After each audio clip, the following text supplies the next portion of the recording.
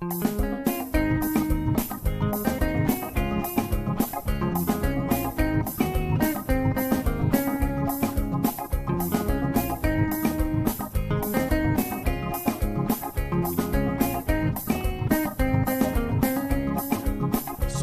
all the time is here with the cold hard truth.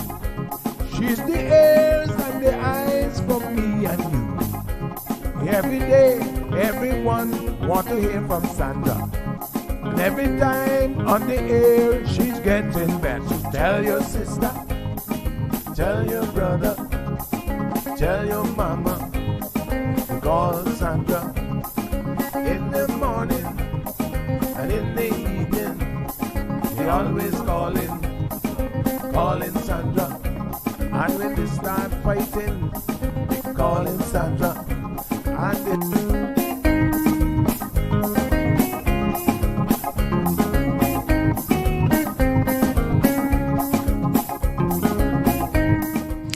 That's right, folks. Everyone is telling their mama about the cold hard truth.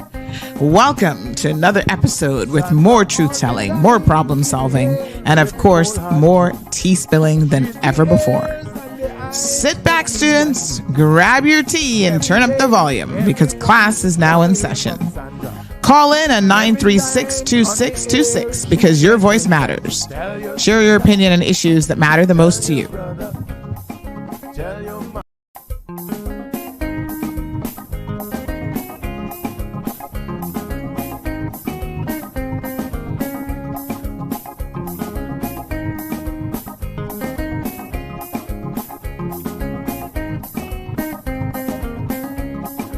Sandra all the time is here with the cold hard truth.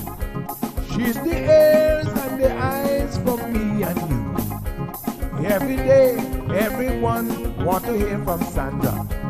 And every time on the air, she's getting better. Tell your sister, tell your brother, tell your mama, call Sandra in the morning and in the evening. They always calling Sandra. And when they start fighting, they calling Sandra.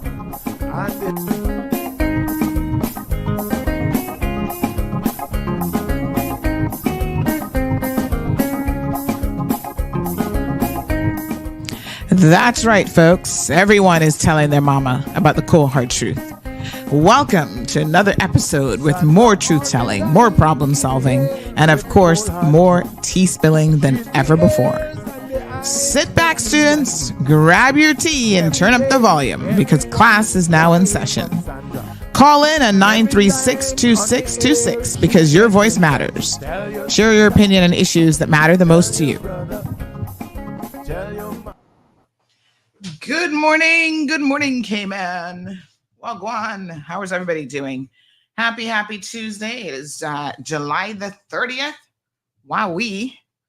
The end of the month already. Oh my gosh. I cannot believe it. How are you guys doing today? Hope you guys are doing well. Hope everybody's good. Yeah. Beautiful day in paradise as always. Let me have a look out the window. Yeah, it looks all right. Looks pretty good to me. Yes, my dear. Advising you that I will be processing. Okay.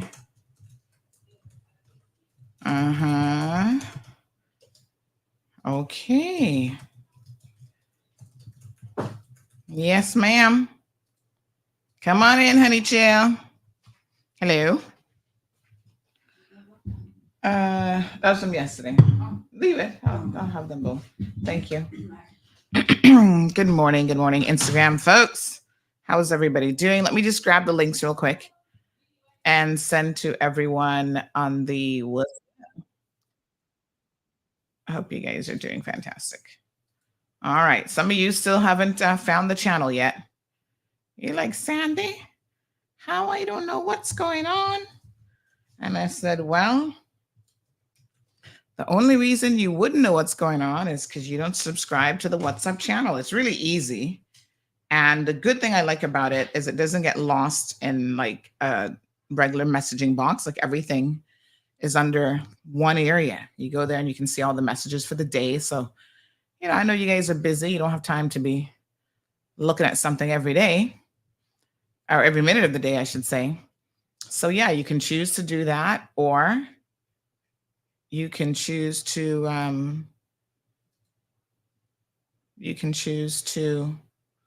look once a day, and then you just scroll up and read everything. So some interesting things happened in the news yesterday, so we're going to discuss some of those. And I wanted to say something. We're going to talk about a number of things here this morning, but I also wanted to say that yesterday, Mr. Dexter, he's one of our top call-in fans for sure, and we appreciate his contributions to the program. But he said something yesterday that reminded me of why I should occasionally remind you all of the rules and how things work. So he wasn't too happy with the conversation we were having about the hoodlums, hood rats out in the street working. Working. They should be working, but they were fighting. And, I understand. But here's the thing.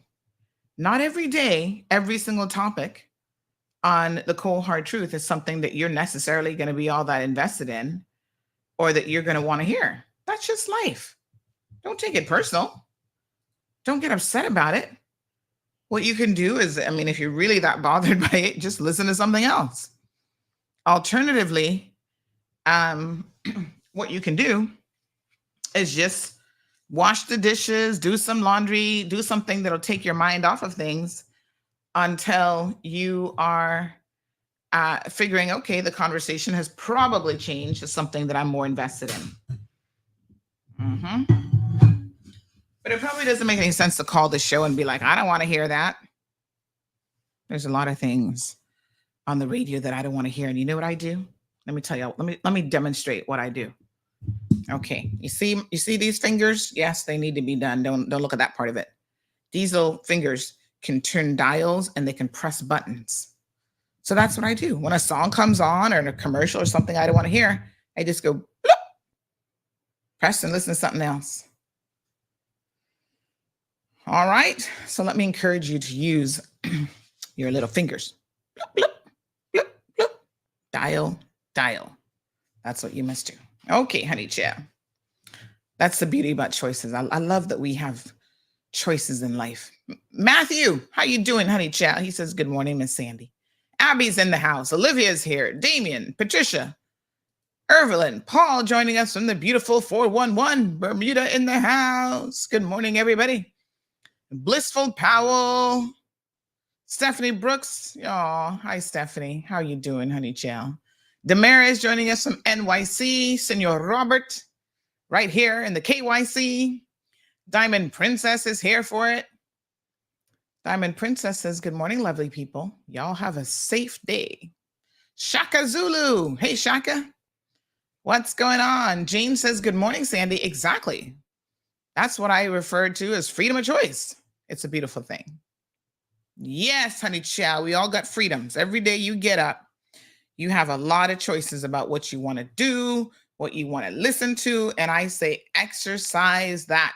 You have your rights, honey child. Good morning, Miss Juliet. Inspiring says, good morning, honey child. Yes. You guys haven't seen me in one of my mugs recently because I've been really just trying to drink water in the mornings. Richard joining us from Round Rock, Texas. Love it. That's always a bit of a tongue twister. All right, everybody's got the link this morning.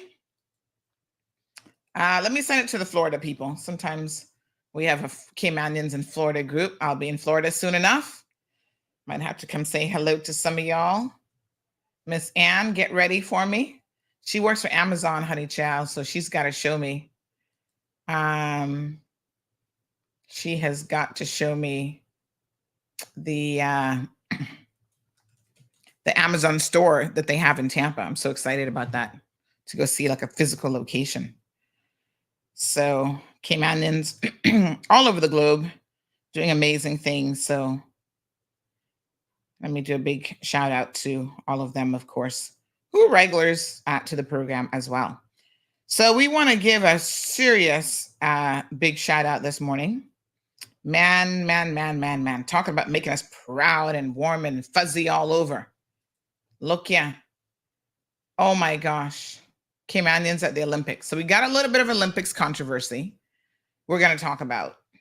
But outside of that, I want to focus on the positive first, because we're going to get to somebody's always got an issue. You can believe that. And someone is always complaining about something or another, and that's fine. I get it. Yeah. Okay.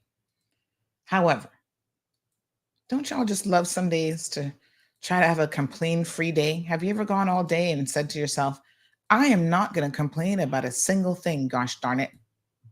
Yeah, take that. I'm going to be complaint-free. Probably not. Sometimes we complain so much and we don't even realize it. Hello, good morning. Good morning. The camera is not in the center. The camera is not in the center. You're not in the center. I'm not in the center. So what if I just moved over like this? Does that make you feel better to have me centered? Thank you. Not a problem. Oh gosh. Well, speaking of complaining, do y'all really get bothered if I'm like over here versus over here versus over here? I know some people are very asymmetrical, or they're into, I don't know. Some of y'all do get bothered by a lot of little things. Sometimes you got to just ignore ish. When you have children, you learn to ignore a lot. When you have dogs and children, you just look at them and smile, honey child, because you're like, ugh, think about the energy it's going to take to deal with that situation. But if you want me in the middle, all right, let me just move over. I got my tension mat underneath my foot. I think the camera, obviously I can adjust the camera, but let me just check and see. Oops. Oh no. Then I have to, I think something is a little bit off with the camera itself though, because I shouldn't have to. Normally I'm right here. All right. This is one of those, I'm going to zoom out actually, but this is one of those pan to zoom cameras. So you see me physically moving it, but I don't have to. I can do it right from the computer like this. And then I don't have to move at all. Yeah, because I have a certain position in front of the board that I kind of prefer to be, right? And then I got my little mic over here. So phone over here, another phone over here. Thank you, sir. I think I should be more centered now. So hopefully you guys are good. Marshall says it doesn't matter where you are as long as I can see you. Yeah. We are so blessed, says Joyce Ann. I know. We should really try complaining less. But listen, let's start off on a positive note before we start to complain, shall we? Listen to me. Somebody said to me a couple of days ago, they're like, oh, the Jordan and Jillian are family to you. Listen, everybody in Cayman family. So I don't know these young people, but I'm so incredibly proud of them. Can we just collectively this morning give everybody, all these Olympians, a big round of applause? Where's my applause button? Look at me being all manual about it. Hold on. Where's my applause button? I know I got one. Applause, applause, applause, applause. I need to sort out these buttons. We got our kaboom button, which we use a lot.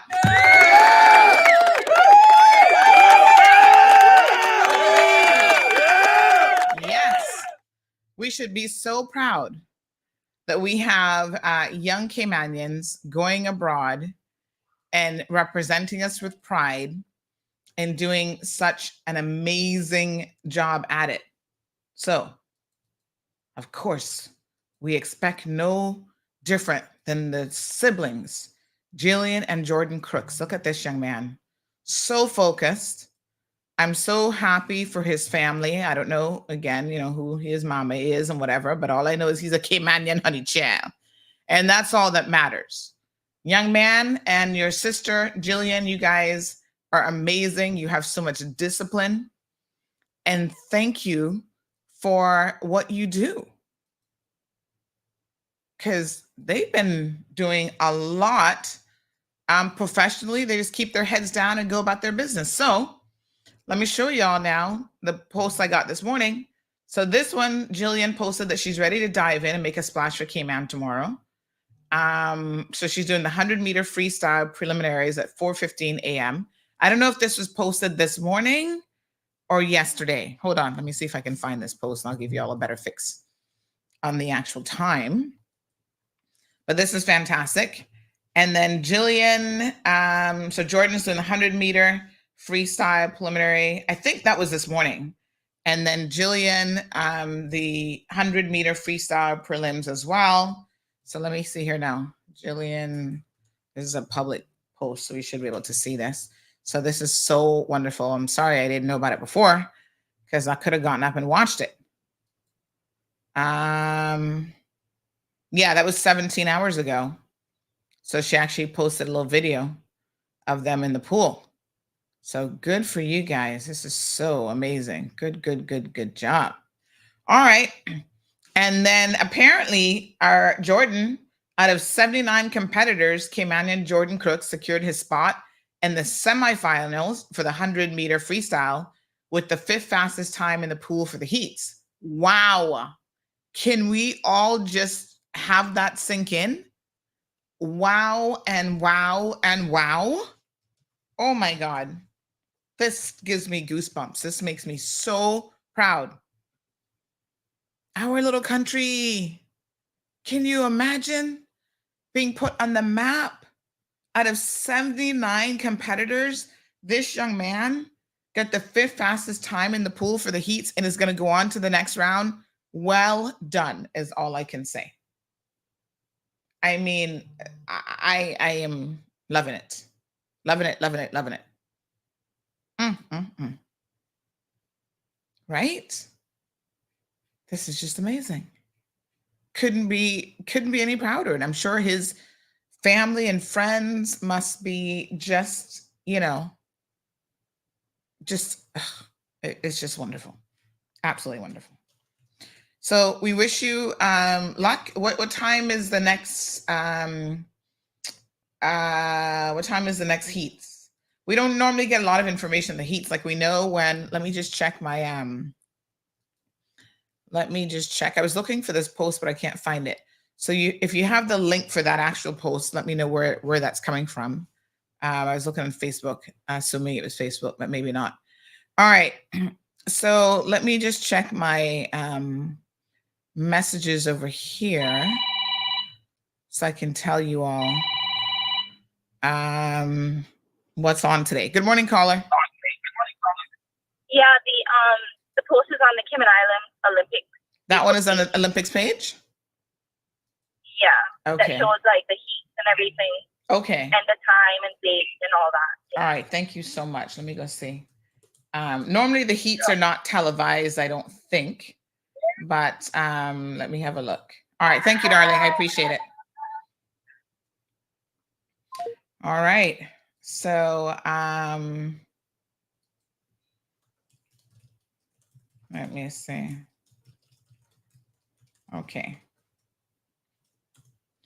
Let's see. Cayman Islands Olympics Committee.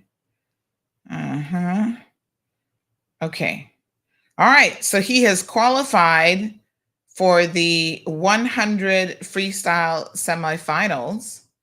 So this is big news. Let me send this to Renee right now. So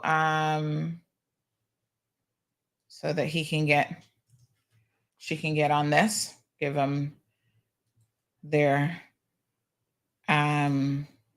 recognition, because this is amazing. I mean, is this the first time that we've even made it to the semifinals for an Olympic sport? Could be. Let me know. This is incredible. Okay, so we do have, I'll post this up because it has schedule of events. Thank you so much to that young lady for letting me know where to find it. So I have found the schedule of events of today. the 30th, they have, which would have been this morning, I think, because the time difference, they've already had the men's 100-meter freestyle semifinals, women's freestyle heats. And so what time then will the semifinals be? Because it looks like he'll be in that, which is dated for today as well. So give us some times, honey child, so we can tune in. We definitely want to tune in for that. Yes, this is such wonderful news. Fantastic. Very, very proud of both of them. But gosh, Jordan, go on through. Just do your thing. You know what I'm saying? Make us proud, honey child.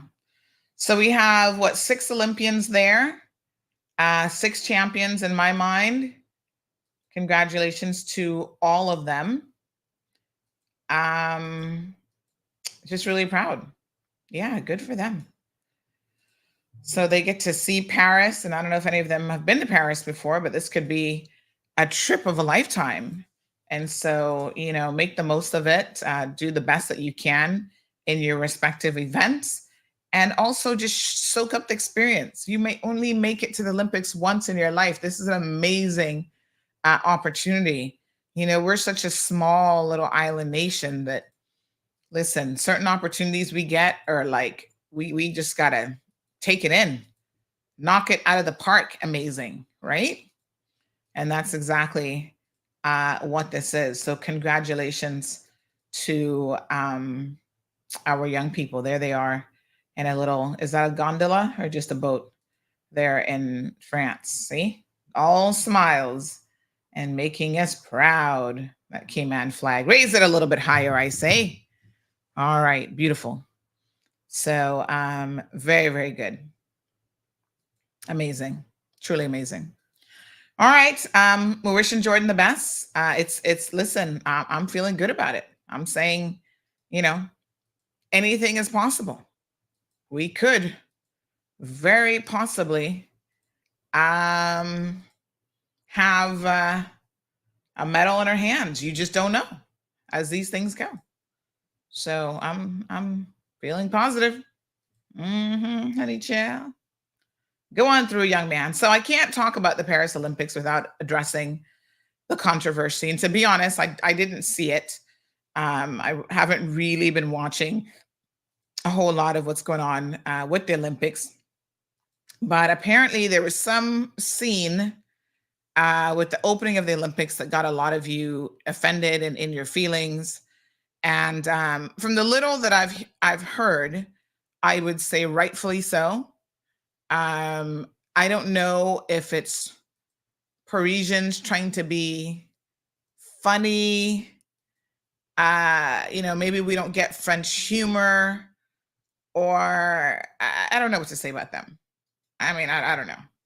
I don't understand this. I don't know what it's about. But they did some reenactment of the Last Supper, and they made a mockery of it, is what I understand. So let me just Olympics controversy here. Let me just look this up. Last Supper. Yeah. Okay. So they've been having all kind of issues. They've been having, outages. They can't keep the lights on. And they say now Olympic organizers apologize after critics say the Last Supper was mocked. So apparently they decided when was it? During the opening ceremony, to depict the Greek god Dionysus at an ancient festival to honor him, and critics said it was mocking the Last Supper. So they're saying that they weren't actually trying to reenact the Last Supper. Why were they doing this at all? How does this? I don't know. What was the reasoning behind it? I don't know. It's weird. So apparently he appeared as a nearly naked man painted in blue, a portrayal of Dionysus, the god of wine. He's the god of winemaking, vegetation, fertility, and ecstasy. And on a dinner plate surrounded by food, he then sang as the people around him danced, and it turned into a runway scene where models walked across. The scene has been met with backlash as people said it mocked the Last Supper, the famous painting from Leonardo da Vinci that shows Christ with his 12 apostles at his Last Supper, where they announced that one of the apostles would betray him. And then several Christian and Catholic organizations around the world have denounced the moment since then. And the French Bishops' Conference, which represents the country's Catholic bishops, said in a statement that the scene was a mockery and derision of Christianity. And it was thinking of religious followers who were hurt by the outrageousness and provocation of certain scenes. Oh my goodness, what a hot mess. Good morning, caller. Morning. So I think where the whole scene came into play is, remember the first Olympics was like a celebration to the Greek gods. So that's where they came up with the whole that was the theme or whatever. Okay. Thing. But they knew exactly what they were doing. There was 12 people plus 1 is 13, just like the Last Supper. They knew what they were doing. It was a double. They had a fallback, so they could say it wasn't the Last Supper. But even if it wasn't, it was very distasteful. If you watch the whole show, it was very distasteful, and it had no place at the Olympics where children and everything watched. There was 3 people who went into a back room. Some people are saying that was hinting at a threesome. It was very, very distasteful. No matter which way they spin it, it was just distasteful, in my opinion. Wow. So thank you so much, caller. Do more research and watch the whole thing. Oh my gosh, thank you so much. So there are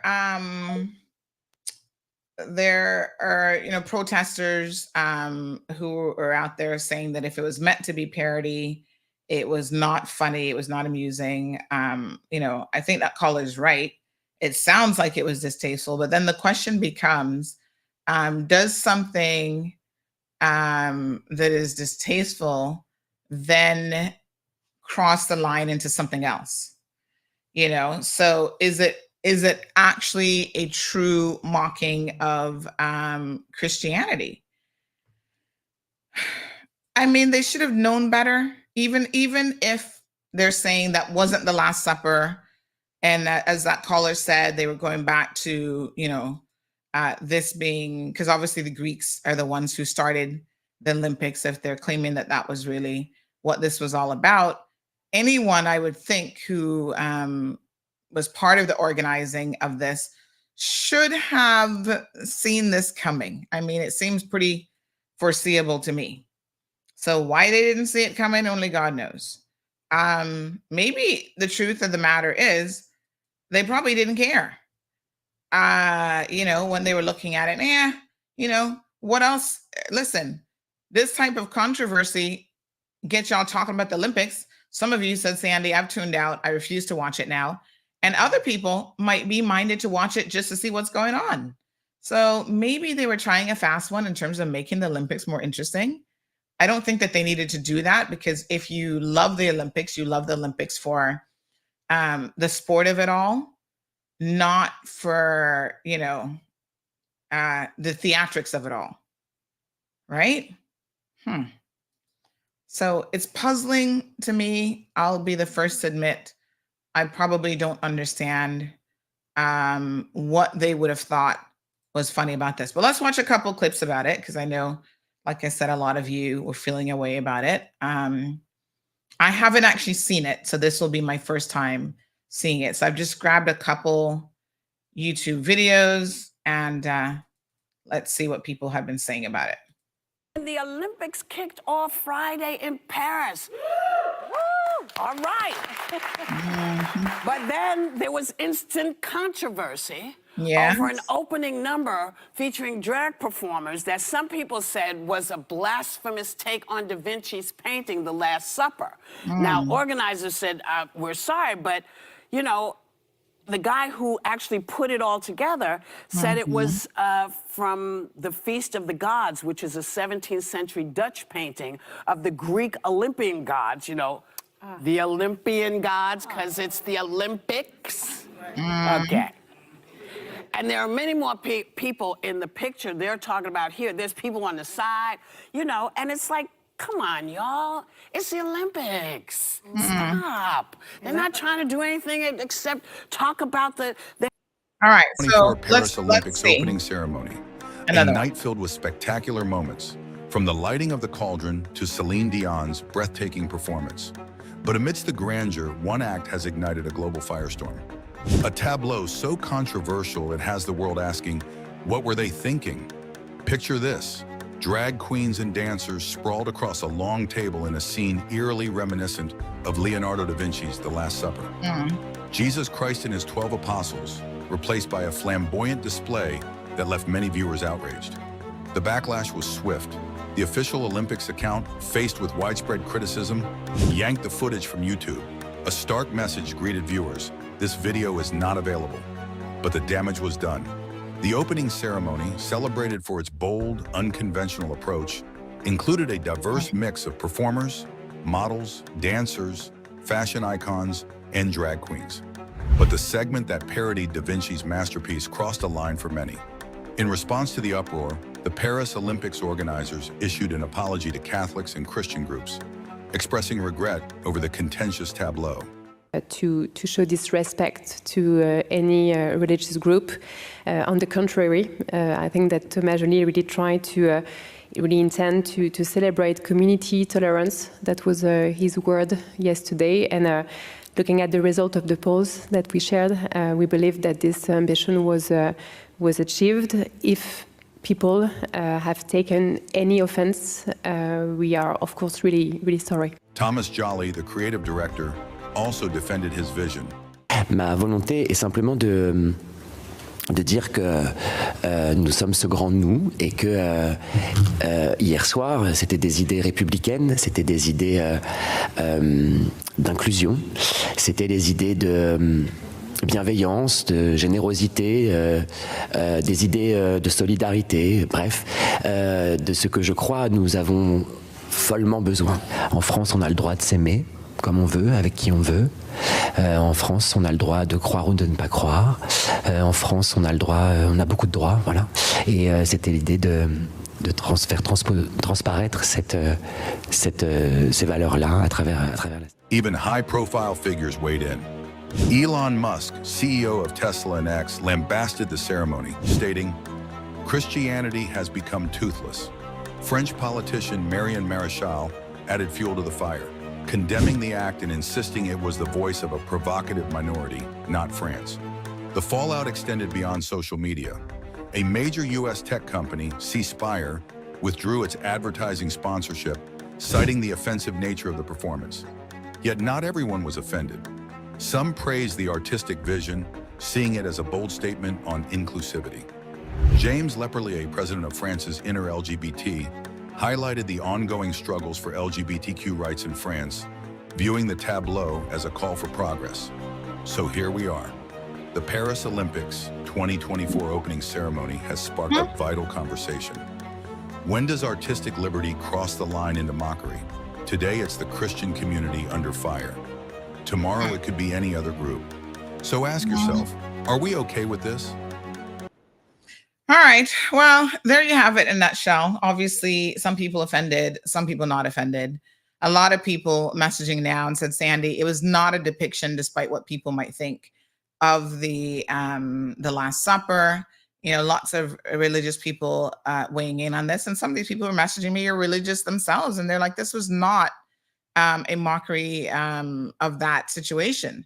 Now, I must tell you, after having gone to Greek last year, I feel like I should be able to tell you more about Dionysus, because definitely his name came up on a number of our Greek tours. We had such a fabulous tour guide, and there's so much to Greek history and mythology. But what I will say is this: they say that it's a nod to a pagan festival featuring Dionysus, who's a Greek god of fertility, wine, and revelry. And listen, the Greeks were known, even in those days, for their outrageous behavior. This probably isn't as much of a mockery as you think, in the sense that that's probably exactly what they looked like. you know, because y'all want to go on about transvestites and people cross-dressing and whatever. That has been around forever. Men have always been dressing up as women. There was a famous story of a woman who wanted to compete in the Olympics, but women were not allowed to compete. And so she ended up dressing up like a man, and she actually got in and was able to participate. And that's when they changed the rules and said, from now on, you have to compete naked or something ridiculous, because then there'd be no question about whether or not you were a man or a woman competing in the Olympics. Yeah, because she had snuck in. There was we were at one of the Olympic stadiums when she told us that story. And I was like, what? Y'all were competing naked? Yeah, you had to run naked back in the day in the Olympics because they wanted to make sure that you were actually a man. So, I mean, I don't know. You know, did he have, apparently they're saying it's based off of a painting that long exceeds long exceeds the Last Supper.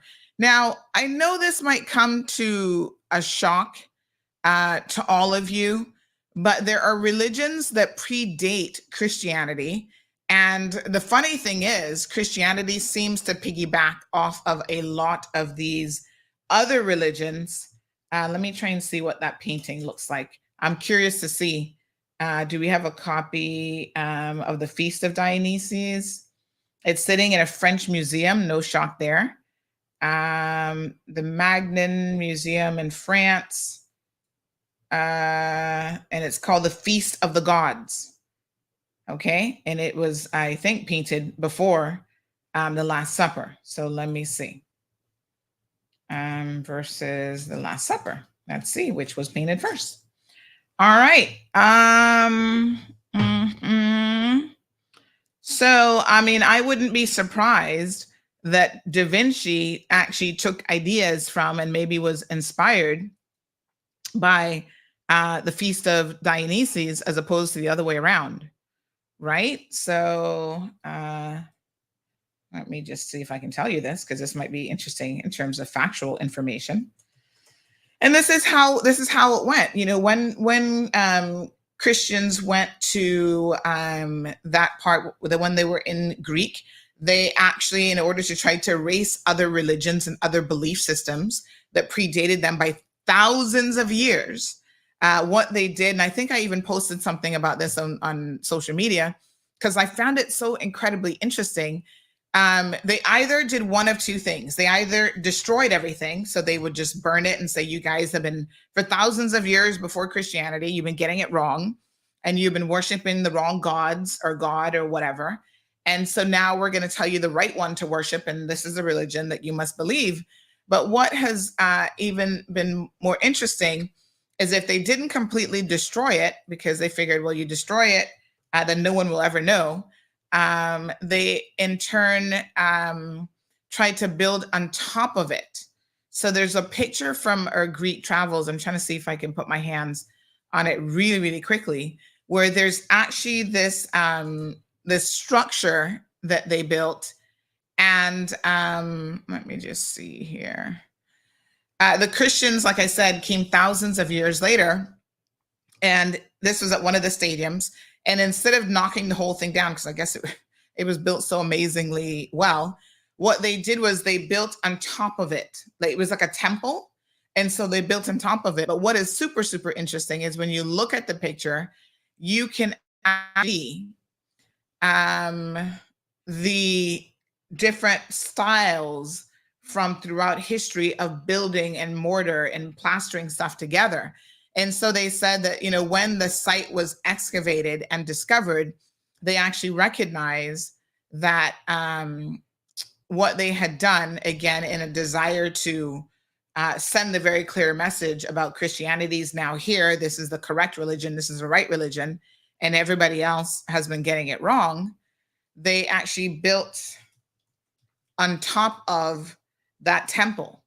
And so they would have then sought to destroy any recognition of the gods and the beliefs that preceded and predated them. It's all interesting. You know, I try not to get, gosh, I'm trying to find it here. I try not to get too much into religious debates, because everybody has their opinions. Everybody has their belief systems. These are things that go to our core. They are core beliefs. We believe what we believe because that's what we've been taught.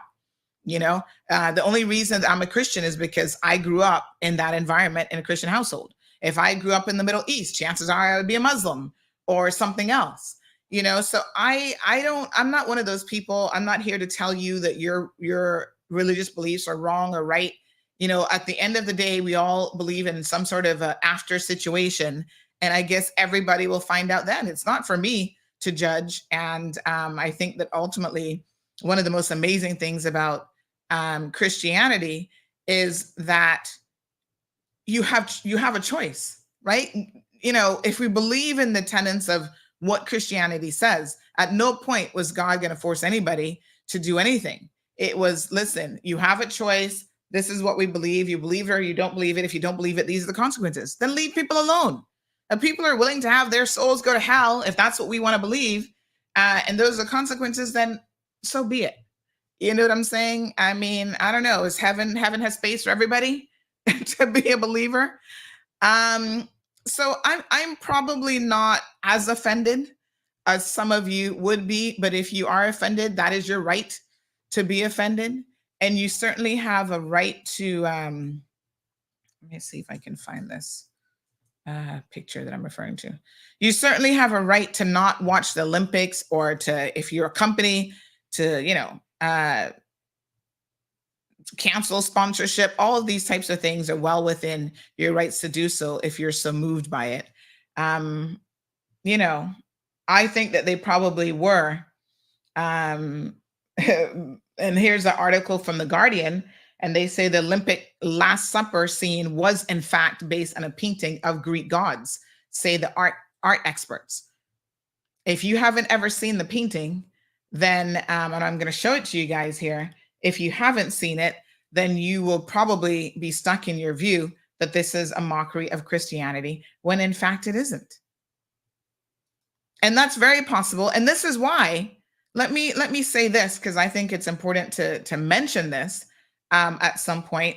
This is why it is very, very important for us as people to expose ourselves to all sorts of different ideas, even when we're not going to like the idea, when we're going to have issues with or whatever. I'm going to show you guys this painting of the Greek gods, and then I want you to really evaluate if you felt strongly that this was a mockery of the Last Supper. Hold on a second. Now you tell me what's really going on here. I'm no art expert, but I tell you one thing, what I'm looking at in this actual painting, it looks a whole lot to me like pure, debauchery and everything else that would have been going on. Look at that. That's the painting on the right of the, what's it called again? Hold on, give me a second here. The Feast of the Gods. All right. So look at them. They're carrying on, dancing and eating and drinking and being outrageous and, dressed in, I'm sure dressed up as women and flinging their body parts around and whatever. So it's a 17th century Dutch painting of the Greek Olympian gods. And the art historians have said, yes, that's what it is a parody of. Now, if you've never seen this painting before, it was painted before 1635 and 1640, and it's called The Feast of the Gods. And it was by artist Jan van Blichert. I know I probably got that wrong. So let me see now. When was the Last Supper? Leonardo da Vinci's painting. The Last Supper was done when? Hold on now. Okay, let me see if I can find a date for when the Last Supper was painted. Hold on.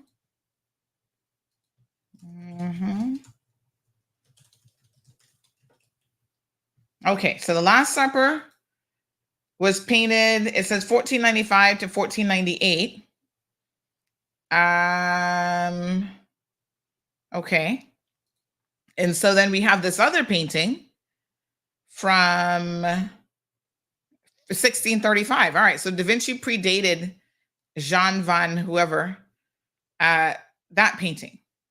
So back in 1635, do you think people are saying that this was a mockery of the Last Supper? That you painted a mockery of the Last Supper? Or were they like, oh, this is an interesting, let me show it to you, depiction of, we have another view of it, of the actual, Feast of the Gods. Good morning, caller. Yeah, hey, morning, Sandra. Morning, blessings to you. Morning. Yeah, hi. I just tuned in to hear what was the subject on the cargo redevelopment. But I just thought when you're talking about the subject this morning on presently at least on this recent Olympics program that they had. But I've heard something repeatedly from a number of folks, and I think I've heard you say it before. As a Christian view, I'm saying because you just said it that you're a Christian, only by default of where you. Well, I mean, let me be very honest. I choose to be a Christian. I choose to accept those beliefs because that's what I was exposed to. I'm sure if I was exposed to something else, that would be my belief system. And that's very true. That's very true. But I want to kind of pick on something and kind of get your thoughts. I think I've heard you say in the past that Christianity is the newest, is the youngest of the religions out there. Is that correct? No, probably something like Scientology is. It's newer than a lot of other religions, but it's probably not the newest. I mean, there are religions that predate Christianity by a significant amount of time. Gotcha. And just to clarify, and in your, how do you define Christianity? How do you define that? Because I'm going to respond to that, but I just want to understand when I respond what I'm responding to. How do I define Christianity? Yes. It's a religion, a religious belief based on the life of the prophet Jesus Christ. The prophet Jesus Christ. Okay, let's work with that. So the Bible is not one book. I think majority of people may know that. It's a collation of a series of writings, inspired writings by different prophets, right? When you take the oldest book, the collection of Moses, that's Genesis, Exodus, Leviticus, Numbers, Deuteronomy, those 5 books. Do you know how old those books are? Are you trying to say that they predate the religions that I say are older than them? Well, I'm going to show you. So if you research the history of the books of the Bible when they were written, and the carbon dating and the different scientific research that date them, they go back to about, I think it's 2,000 years prior. I think it's 20 years prior to Christ. Right. And in Genesis chapter 3, I think verse 13, I think it is, Adam and Eve in the garden. And Adam and Eve had sinned. And at that time, there was no sin. When Jesus came into the garden, Adam and Eve heard Jesus, and they fled and hid themselves. And Jesus said, Adam, where are you? And Adam says, Lord, we hid ourselves because we heard you coming. And Jesus said, did you eat of the tree of the knowledge of good and evil that I told you not to? And he said, yes, the woman you gave me. No, and then she says, he asked her the same question, woman, what have you done? She said, the serpent you put in the garden. So they're blaming Jesus essentially, right? So if Jesus, being the creator of man, predates at creation, what other religion predates creation? To prove that, we can go to John chapter 1, verses 1 and 2. In the beginning was the Word, and the Word was with God, and the Word was God. And all things were made by him and for him. That's Jesus Christ. So just to touch on that, how do we justify there being any seed? And by the way, Genesis 3:15, Jesus speaks of himself. He says that the seed of the woman, meaning the church, the devil, he shall crush the heels of Jesus, and he, Jesus, shall crush his head. It's called the first messianic prophecy, right? The Messiah. Not a prophet. Well, he was a prophet, but he was the Messiah, the promised Messiah. And he himself spoke that in Genesis 3:15.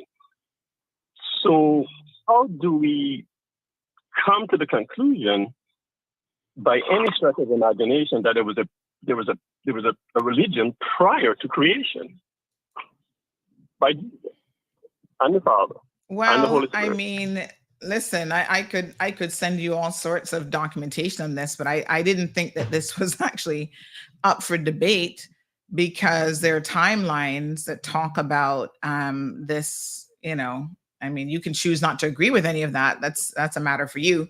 And this where it comes down to belief system. And that, your beliefs are your choice. And I don't have any problems with people choosing to believe what they want to believe. But there is an accepted timeline of religions throughout the entire world. So I think what you're trying to say is, although Christianity didn't exist, that if we believe that it was created at the beginning, what precedes the beginning? Well, I mean, that's Christianity has always begun. It's been in existence from creation. Christ is creator. And so the only time, I think perhaps, if I may offer this, I think perhaps a confusion when the word Christianity becomes in Paul's time, when they were called Christians for the first time, meaning followers of Christ. But Christianity had been from Genesis, that's the creation. And the books of Moses shows us from 2200 BC that the books of Moses, the 5 books, were written. So I just share that with you as a fellow Christian, because too often we allow God to be dishonored because we really don't know him. We don't know what he says, and we accept anything that's put on paper. And by the way, do you know that in collecting the scrolls to comprise the King James Bible, and there was other Bibles before that too, by the 1911, putting the Bibles together, there was a lot of different forgeries that were out there. And there was a great debate about which one were the authentic ones. It took quite a while for the Christian church at the time to settle on the 66 books because there's so many different forms, right? So I think there's just I think if we give proper research and prayer to honor the Lord, if we say that we're Christians, we really got to we're called ambassadors for God, and we're all different levels with this, and so I'm not condemning anyone. We do have another caller as well on the line, so I'm going to ask you to wrap it up. Yeah, they've been waiting for over 5 minutes. Thank you, Sandra. I just wanted to, bring some clarity to that so that people are not confused. Okay. Christianity is from creation, not from 800 years ago. All right. Thank you, dear. Thank you very much. Next caller. Good morning, caller. Thanks for waiting. Hello, caller. Hello, caller. Sandy, how are you? Hi. Can you hear me? Not bad. Yes, I can hear you. Just a quick note, I'm always fascinated, like by the previous caller there, because I don't know him per se, but there's just so much of the business of religion that I just don't know. Mm-hmm. But I don't need to know everything. But what I'm trying to understand in terms of the imagery from the Olympic Games and the imagery from the Italian artist is, these are images. These are not things these are just supposed to be likenesses and symbols. And why are people getting hung up on that? Because these are just created images, we don't even know facts. These are just interpretations, just like the Bible itself is written by man. And, I mean, but you know what it is, caller. It goes to the core of what we have been taught. I mean, religious beliefs are normally one of our core belief systems and our core values. And if you feel, listen, people have killed in the name of religion, in the name of God. So you can imagine how some people feel. People are willing to condemn other people and to do all sorts of things in the name of, I'm going to defend my religious belief system, which in my opinion is just absolutely ridiculous. Correct. But some people do use it as a great excuse to be horrible towards yes, I mean it's been the age-old situations. Yeah. But And thank you, caller, and I'm going to share some information. because, Somebody has said, please don't make this about religion because the show will never end. yeah, But yeah, I just read Richard's comment. But thank you so much, caller.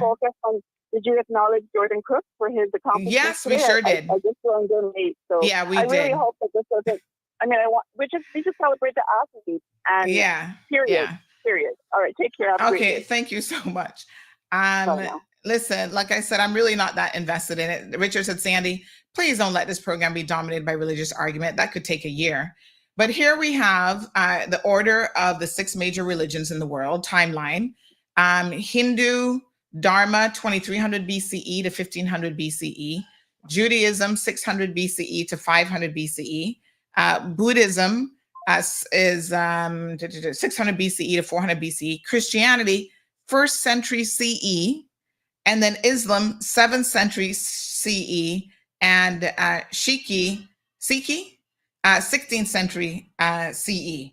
So I never said it was the last religion. I said there's lots of other religions that predate it. So these are the 6 major religions. There are obviously other minor religions. And as it relates to the writing of the Bible, we know, for example, Genesis, which is the first book we accept, is part of the Torah. And it's the first 5 books of the Bible. And again, they credit Moses as the Torah's author. And it was probably composed around 5th century BC. They can actually test these things, believe it or not. This isn't as much up for debate as, there is science to be had here. And so that is around 3rd century BC. So you can date these things. Now, like I said, I'm not going to get into any deep conversation here. But if you want to go back and date the books of the other religions that predate this by thousands of years, then yeah, I mean, you might have you need to speak to a religious scholar, which I will admit that I am certainly not one of those. Let's read a few comments and then we're going to move on. This person says, Sandra, it's ironic that the Christians are offended from imagery or art supposedly of the Last Supper being mocked, yet think Muslims are ridiculous when they're offended when people draw, paint, or depict images of Allah. Their offense is born out of pure ignorance. Your comment/observation is spot on, in my opinion. They go on to say, your caller is ignoring that the Bible is a condensed and edited version of many other books that were never published. History is written by the victors of any period. Poor fellow hasn't bothered to research the scientific discoveries and verified evidence. Ironically, well, this gets into a slightly different conversation about that caller that we will have to look into. Oh, what? Okay, let me leave those comments because I need to know more about that situation. So somebody says, morning, Sandra. Da Vinci was a Renaissance painter. The whole Renaissance movement was Europe looking back to the glory dates of Rome and Greece and bringing back all kinds of art and stuff and infusing it with Christianity at the time. So of course, there will be similarities between Renaissance Christian art and that of the Romans and Greeks. And then they said to please hang up on this man. This is just a religious rite using the Olympics to whip up public sentiment. What happened with that other caller? What other caller? Okay. This person says, good morning, Sandra. Everybody mad as hell because it's the fact that they were queer people doing it, made it have been straight white men that had done it. Nobody would have said a word. It's giving obsessed with these Christians. Oh, no, honey. Oh, Lord have mercy. All right. Another person says, Christians think everything is an attack on them. Sandy, the recreation, has nothing to do with the Last Supper. It was a recreation of the Greek festival, another painting altogether. Hold on one second. I like to put the comments up so you guys can see them. Of course, still protecting people's identity when I do so. Right. So Christians think it has nothing to do with Christianity. Christians think everything is an attack on them and likely will be offended if it has nothing to do with them. Let's face it, they have an issue with the fact that drag queens are involved, but that's their bigotry. Can't be that blatant. So they turned it around to make it seem like they're the victims. This wasn't Jesus. That wasn't Jesus. That was God. And Christianity before Jesus is essentially Judaism. For Christians believe in the story of creation and call other explanations myths and get offended when their version is called a myth. Very interesting. All right, honey child. Let me see now. Hold on. All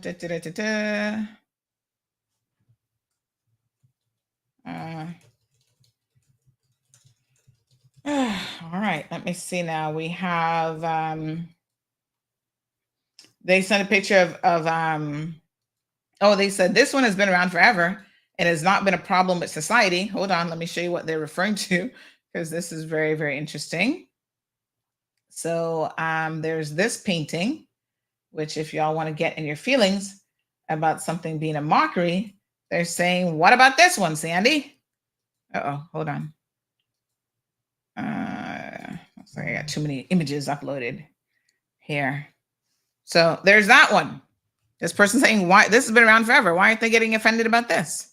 Is this not a mockery of the Last Supper? What a hot mess.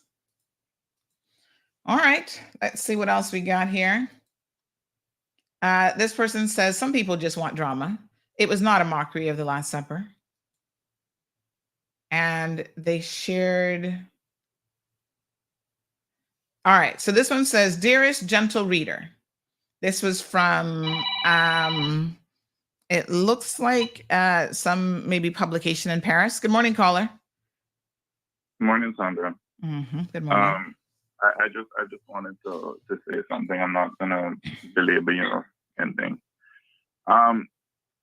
In my opinion, I think that this whole uproar about the Olympics is just religious right people under religious right trying to whip up public sentiment, like you said just now, right?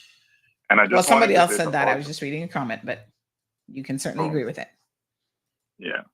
And I also just wanted to say to all of those people out there who call themselves Christians and who will be offended, even the Bible says that when you're mocked, you're supposed to rejoice, right? It says that you're going to face mockery, you're going to face persecution as part of your faith journey. These experiences were foreseen, and it's going to be part of your spiritual trial and growth. So when you see somebody making fun of Christianity or making fun of Christians, I'm not talking about, violence against people, but why are you getting offended and getting up into an uproar when, according to the book that you believe in, Jesus himself said, you're going to be mocked. Rejoice when you see it. Anyway. Interesting perspective. Thank you. Appreciate it. Okay. Wow. All right. So let me read this one and then we'll seek to move on from this segment. But this person shared, I think this is like an article here. Let me see. Hold on.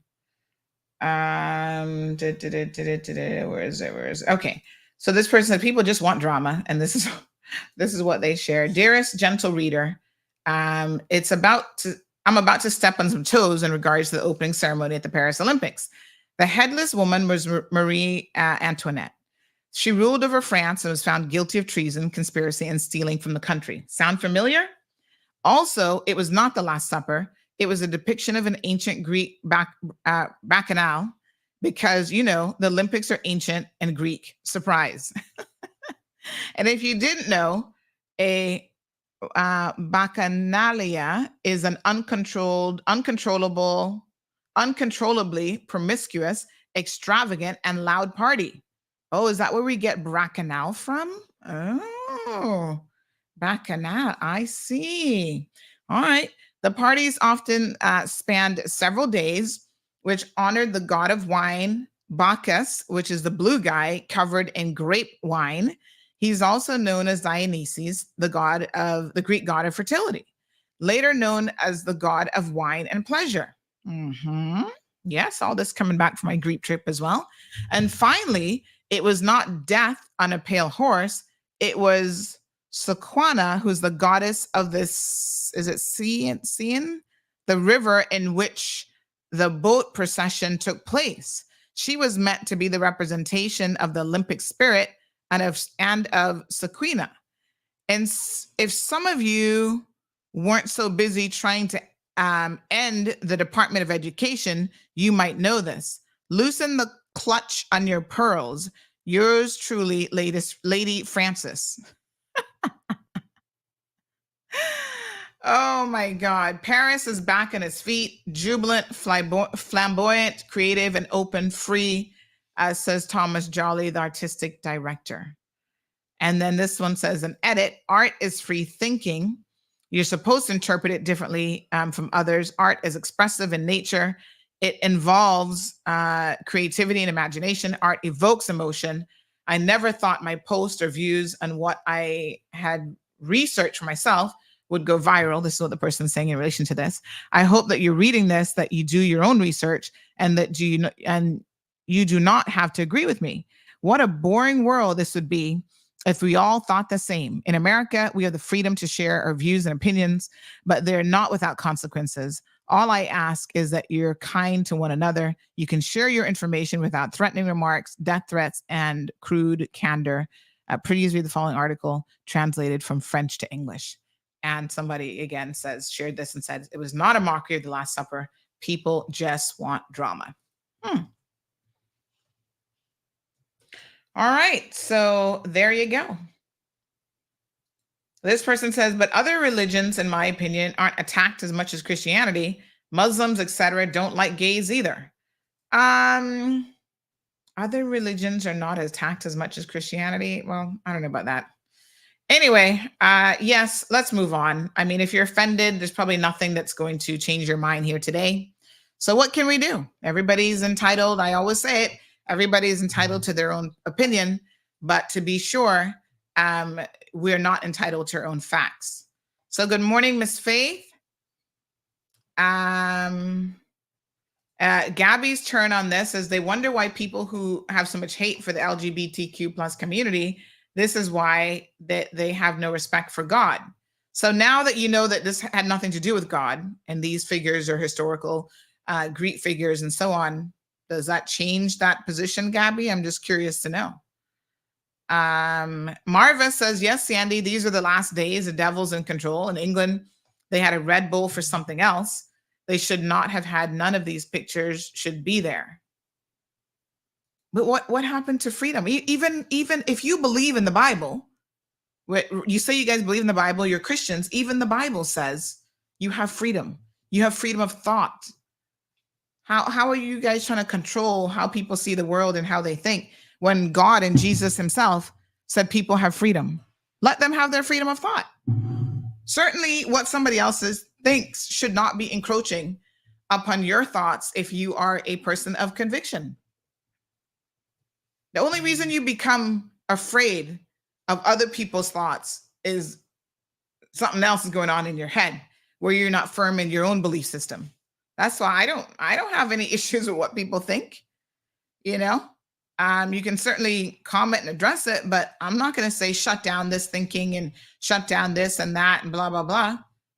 I mean, you know, it's a big world out there. Siobhan says, I agree that definitely wrong to mock the Last Supper. Like, what were they thinking? Guess they weren't. Well, apparently they had no thoughts of the Last Supper is what they're saying. I don't know. All right, let's move on. Morning, I see Hunter's in the house today. Hunter, did you go back to class yesterday and review yesterday's show? It had some really interesting facts about the Regen project that you probably should get up to speed on. Live Happy says people get hung up on it because they're easily influenced by any rubbish. Felicia, good morning to you.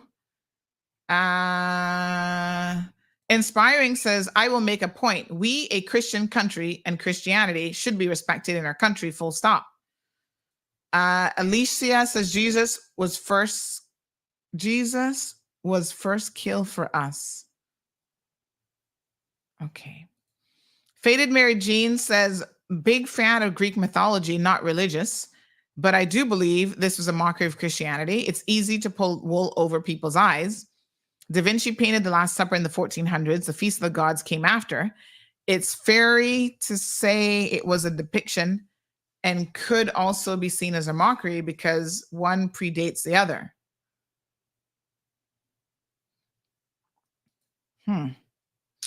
Well, I mean, I guess the artistic director would know what his intent was, and the other people who were working with him would also know his intent. And if people are saying, oh, but look, this person was Marie Antoinette, this person was so-and-so, that person, and none of them actually were depicting Jesus, then, you know, if it was a mockery or a modern day interpretation of one of those paintings and they say it was the latter painting, how does that have any impact on the first painting? When they did the painting of the Feast of the Gods, were you guys saying that that was a mockery of the Last Supper? I doubt it, because it was depicting a historical moment, supposedly, of the Greek gods. Live Happy says Christianity is not a religion. Jesus hated religion. That's why he told off the Pharisees who condemned him for teaching on the Sabbath. God created love, not religion. There was no Bible in Jesus's day. All right. Let's move on. We could definitely be having this discussion forever. Jim says, moving along, please. Okay, let's talk about some things a little bit more present in our lives. Listen, Paris Olympics, I again congratulate all of our young people. Well done, Jordan, Jillian, everybody who's there should be congratulated. It looks like Jordan might be making history as we speak. Congratulations, young man. Very, very proud of you. And we don't want anything to take away from that. But at the end of the day, I think sometimes we get so caught up in these other discussions, and you ultimately decide what's going to take up space in your head and what you're going to spend some time dealing with. That's entirely a matter for you. I want to deal with some regional and local issues. So first of all, someone asked me if I was paying attention to what was happening in Venezuela. I have been paying attention, in fact, because it's crazy. So basically, Venezuela had an election. And going into the election, they actually had a female candidate who was banned from running. You ask how this is done? When you have a dictator in place, it's easily done. So they had their election on, was it Sunday, the 28th? Yeah. So going into it, there were a lot of concerns that Maduro, who, he called an election just because of pressure from other people, that he was going to do something kind of untowards in regards to the election. He had this lady who was the opposition leader, Maria Corina Machado, running against him, and he actually banned her from being able to run against him, which is, it's crazy. And you have to ask yourself, how does this work? Over the past 10 years, they've had 7.8 million people flee Venezuela because of the economic and political crises that's happening in that country under his administration. A lot of the people say that they're fed up. They want change. They want democracy. They don't want him anymore. Of course, he blames U.S. sanctions for his country's economic woes and has forged very close allies with China, Iran, and Russia in order to, have this thorny relationship with the U.S., if you will.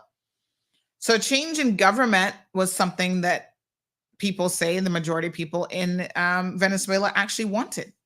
So what he did when he saw the popularity of this woman, of this, his opponent essentially, growing, he actually banned her from running. Now, she did find somebody else to run against him that wasn't banned, But now all international, well, I guess with the exception of Russia, China, and who else was in there? They're not going to worry about it. But other international watchers are saying that there's a lot of suspicion that he won the election. They don't think that he won the majority vote at all. And they're asking him to publish a breakdown of the votes because this is absolutely ridiculous, because they know, they say that the popular vote was not with him. So I don't know how this is going to pan out for them. They're starting to have protesters clash with the police there. At least one person has already been killed. It's unfortunate. I know that Maria, sorry, I can't get her first name now, but she essentially said that she would be prepared to leave the country if he got back in, because they don't see any hope for themselves in Venezuela with this man in charge. It's a sad situation. It's pretty crazy. Human rights people like Amnesty International are watching this. The United States Department of State have, questioned this. They've had diplomatic relations with Venezuela since 1835, and they are also questioning if these results were real. So read up on this. I mean, this is a very dangerous situation. Obviously, they're close regionally in a way. And there's always a trickle-down effect. I know a lot of people say, well, we don't care what's going on, blah, blah, blah, blah. But, Venezuela has been doing things to the poor Guyanese people wanting to grab land and all sorts of stuff. They have oil, and they obviously, that has not saved them. It's so ironic, but that has not saved them. Although they're oil rich, it hasn't made their country any better. People are literally starving in Venezuela and have power outages, fancy that, with all the oil and stuff that they have available to them. So, to the Venezuelan community, I'm sure that there's a lot of people here from Venezuela. When you think about 6.1 million refugees and migrants leaving as a result of this political turmoil, according to the International Organization for Migration, socioeconomic instability, political turmoil, and ongoing economic woes, it's really sad. And it's really bad there from what I have read. I mean, they have, issues with healthcare, food.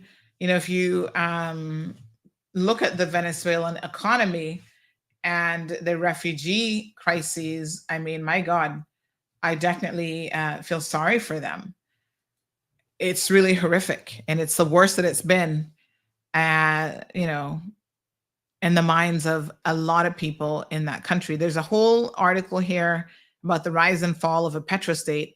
You can read it on the Council on Foreign Relations. Talks about how, they have oil and they can have all this richness in oil, and yet the crises in their own country, which has been ongoing for quite some time actually, has created shortages even dating back to 2010, when Chavez, who was in charge before, declared an economic war due to increasing shortages in Venezuela. And Maduro was his handpicked successor. And so when you hear, the reason why I think it's important for us to know about what's going on in the world and why we have some of these discussions is because, number one, we don't live in a vacuum, and these things have a real implication on everybody's life, from migration. We talk about what's the situation that's happening in Cuba, for example, why Cubans are leaving. Most of them are leaving because they're not political, but they're economic refugees. And so, they leave for those reasons. And then that impacts other countries, both in their specific region as well as globally. The flow of migrants is impacted by these sorts of, whether it's conflicts or other things. And there was something interesting about Venezuela, that they're the only country with such high migration other than the countries that are in war and civil war conflict. So everybody else who have, because this is an economic and political situation, but all the other countries that have massive migration, it is because of war. When you're talking about millions of people, like what's happening in Venezuela. In Venezuela's case, it's huge numbers, but it's not because of war. And so that says a lot, I think, about the people of Venezuela and their desire to get away from what they see is a rogue leader who has taken their country down a completely different path. Oil-rich country, and yet on the brink of total collapse. So let me give you a little bit of factual information here that you might find interesting. Since 1999, Venezuela has been run by two men from the same party. First, we had Hugo Chavez, who was president from 1999 to his death in 2013.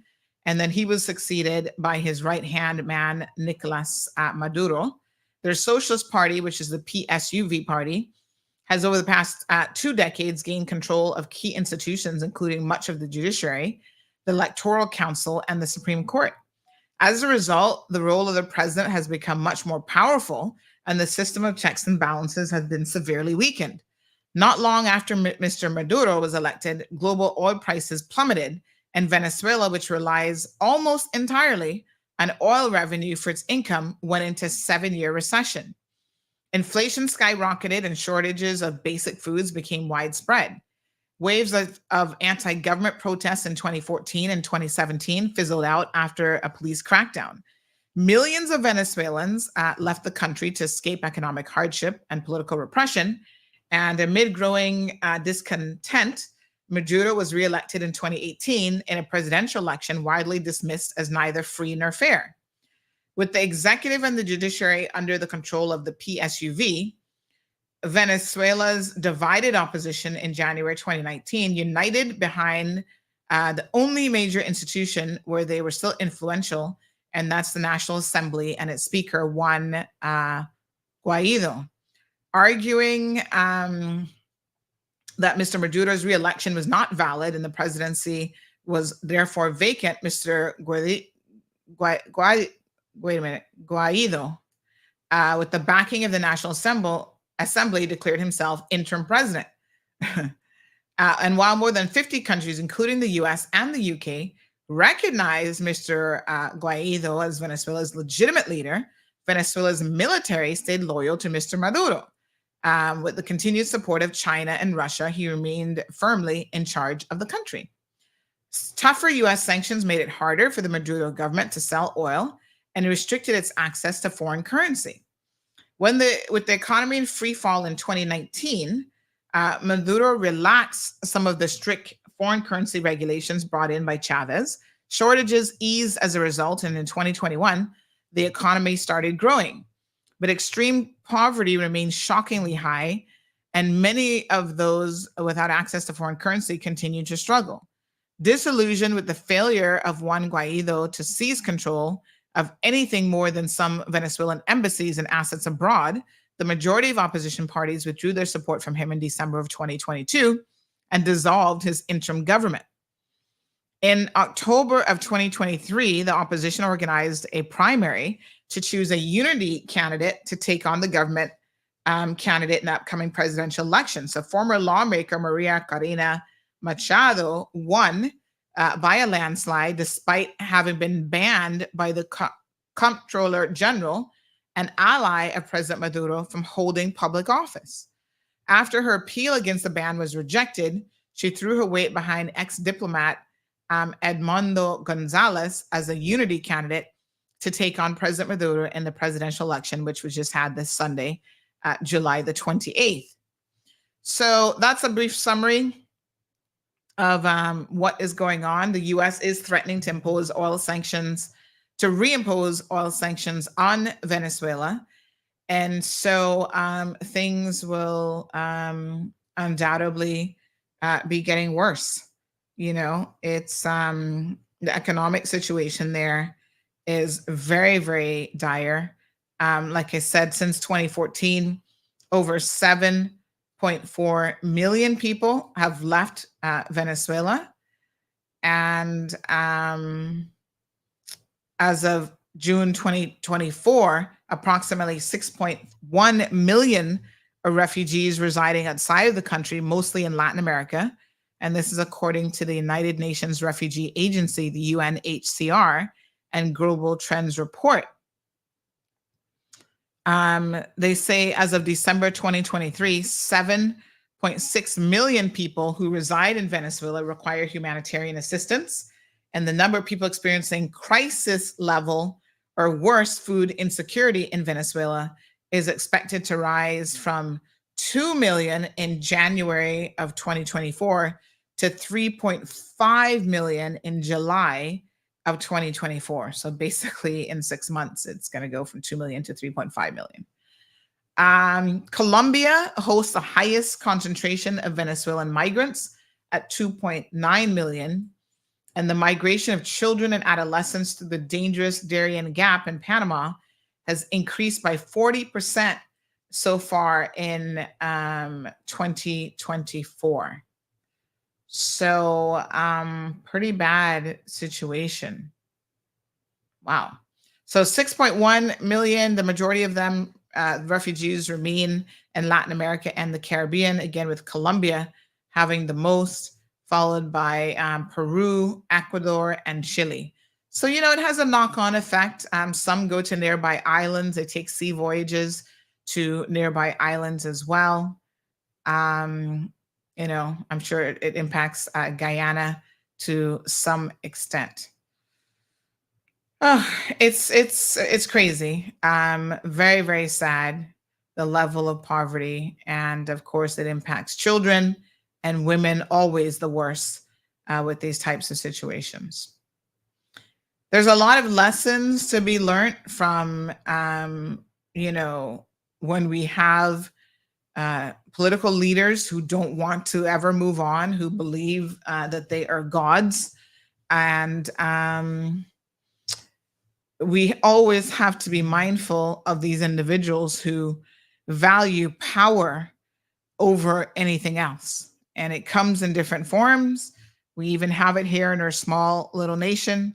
And so it's always important that as you see this type of thinking evolving, that you should be mindful of how people like Chavez and Maduro's of the world, and there have been historically tons of them, how they are created. When you have political leaders, even in this country, who have been in power for 40 years, 30 years, and they want to talk about they're there because of some divine intervention, and they're there because God has placed them there, you should be very, very worried about that type of rhetoric. I'm going to be completely honest with you.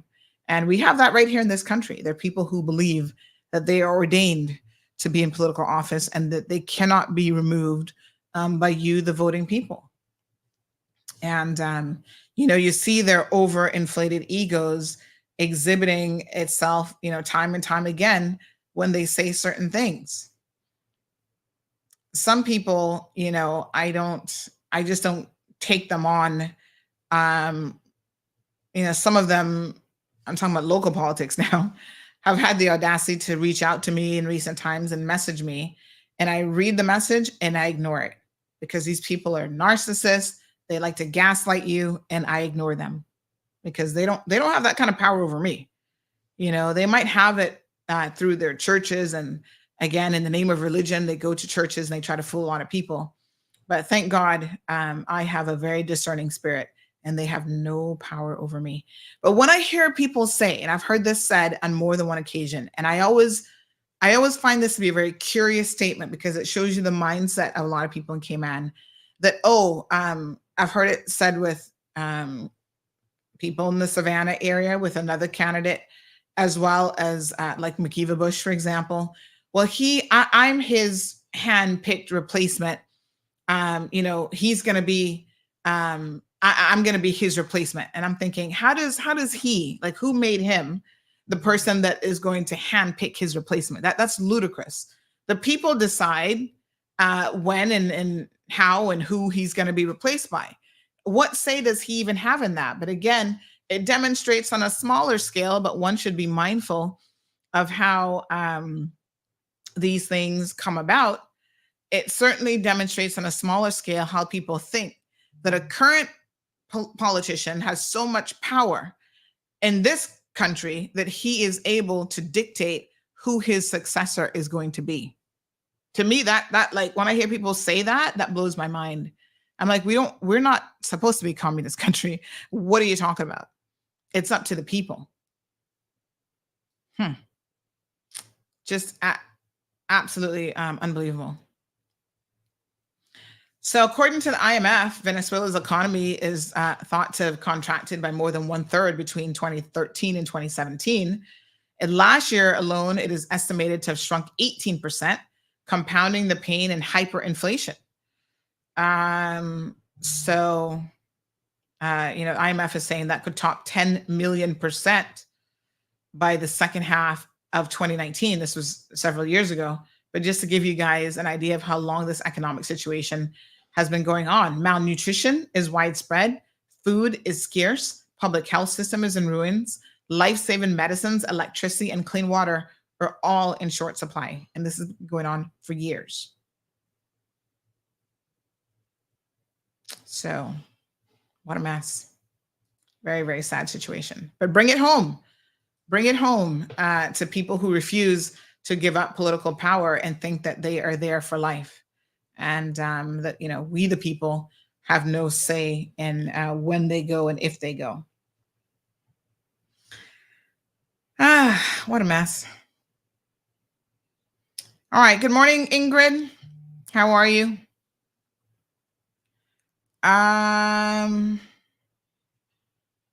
Ingrid says Maduro is killing out his own people. Everton says people don't stop and see what is going on around the world. The guy will be in power for the third 6-year period.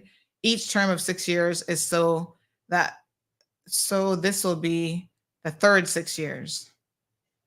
Thank you, Inspiring. I couldn't remember her name for a second there, Maria. Yes. Everton says Venezuela is rich in mineral. Venezuela has so much oil, and there's no reason why the government should be treating their citizens the way that they are. Inspiring says as of 2023, Venezuela has the largest oil reserves in the world with over 303 billion barrels of proven reserves. This is about 19.31% of the world's known oil reserves.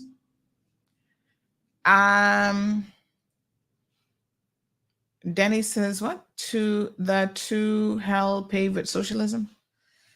Ingrid shares her opinion that Maduro is an evil man. He leave his entire country without food and homes, and people had to be running out of their own country and migrate to Colombia, which she's from San Andreas. So definitely impacting them. Damien says the U.S. is full of criminals and gangs now, cleansed Venezuela. Johnny, good morning, says, sweet baby Jesus, take the wheel and change the subject. You know what you could do, Johnny? You missed the beginning of the show. So I'm going to repeat what I said at the beginning of the show. See, sweet baby Jesus gave you, I wasn't supposed to do that, but thanks, AI inspired camera. Sweet baby Jesus gave you fingers. And those fingers can do a lot of things. They can change dials. They can press and hit buttons. And so you can watch something else. It's entirely a matter for you. Isn't free choice amazing? Yeah. Sweet baby Jesus gave you that too. All right.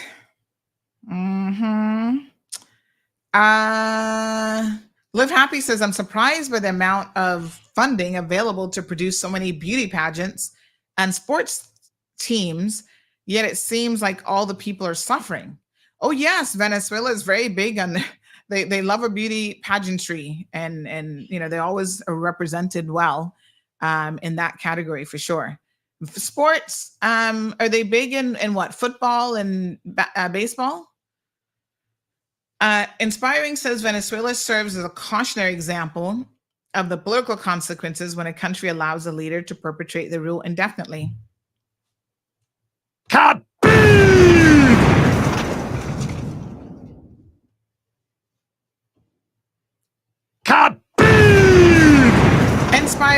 You get it. You deserve a double kaboom. Lots of cautionary tales. We just need to pay attention.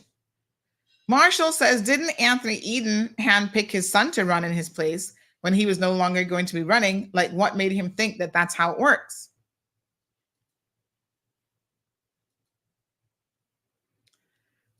A lot. I wouldn't say Anthony Eden is the only one. I think that there are others who have said, you know, I guess maybe for some people, there's a thin line between saying, okay, I'm going to endorse someone and you thinking you can handpick someone to replace you. The concept, again, of handpicking someone to replace you is ludicrous, in my opinion. Miss Emma says, good morning, everyone. Be safe. God bless. At the same time, we have seen the power of people who have left political office for many, many years, the power that they continue to have over the electorate. They come and they tell you who to vote for, and you vote for that person just because you've been told to vote for that person. A lot of you, listen, I hear K-Manion saying to me that somebody sent me a video. Thanks, Ingrid. You know, I hear a lot of people saying that their grandmothers and others, you know, tell them how to vote. I'm thinking, your granny tells you who to vote for, and you actually listen to granny because of what? That's how it's worked for a very, very long time in the Cayman Islands.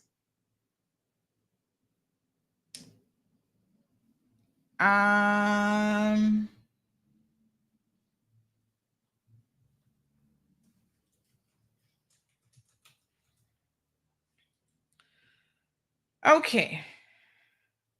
Somebody said, what happened to Health City on Tuesdays? Oh, they're coming back. They're on their summer vacation. Don't worry. I know you guys miss them because just last week, somebody else called me too. Where's Health City? They'll be back in September. Soon come. This person said, good morning, sunshine. Thank you for moving on. Religion brings out a high level of ignorance in people. So this other person says, good morning. Why this is so hurtful? What they do in Paris? ? In Rome, do as the Romans do, and in Paris, they're doing what they want to do. We don't have to worship anything but cheer on for 4 Caymanians over there. Absolutely. All right.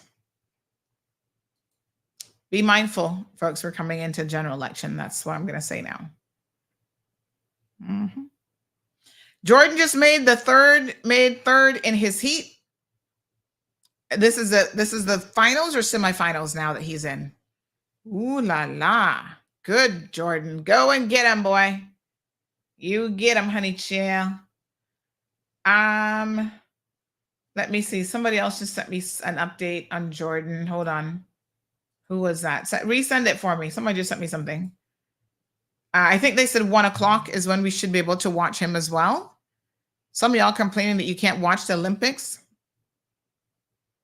Mm-hmm. Venice says we probably got billions of Madura's money stashed away in our banks and other people's names. Entirely possible. So, you know, it is what it is.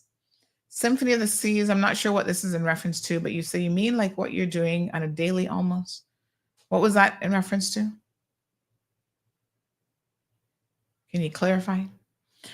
Ingrid says, when I walk the streets in Medellin, Colombia, I see mothers with young babies along the roads sitting down on the cold sidewalks begging for food. It is so heartbreaking. Oh my gosh. And those are people from Venezuela. And she says, young Venezuelan guy was killed yesterday because he posted a selfie of the fraud in Madura's elections. Wow. Oh, Symphony says, telling us who to vote for like our grandparents. Well, let me put it this way.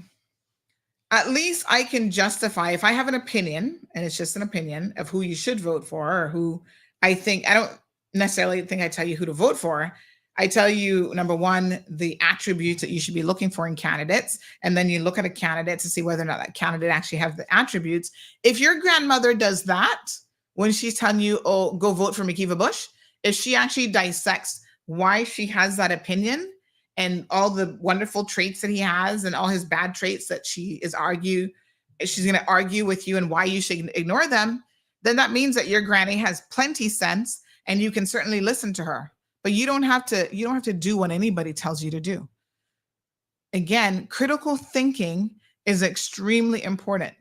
And the one thing I value probably amongst all and any other traits, like personality-wise, is the ability to think on your own.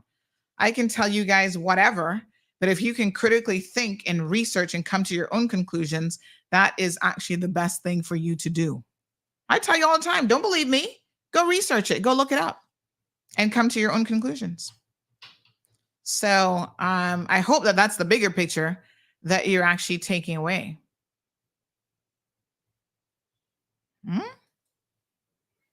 And what makes your opinion fixed as better than the grandparents? We know exactly who our devils are. I'm not telling you it's any better. That's a matter for you to believe or not. It's an opinion. But I try to fix a lot of my opinions and facts, if you know what I mean. All right, semifinal. He swims in a semifinal around 1:30. All right, so we will, but we don't get to see the semifinals, right?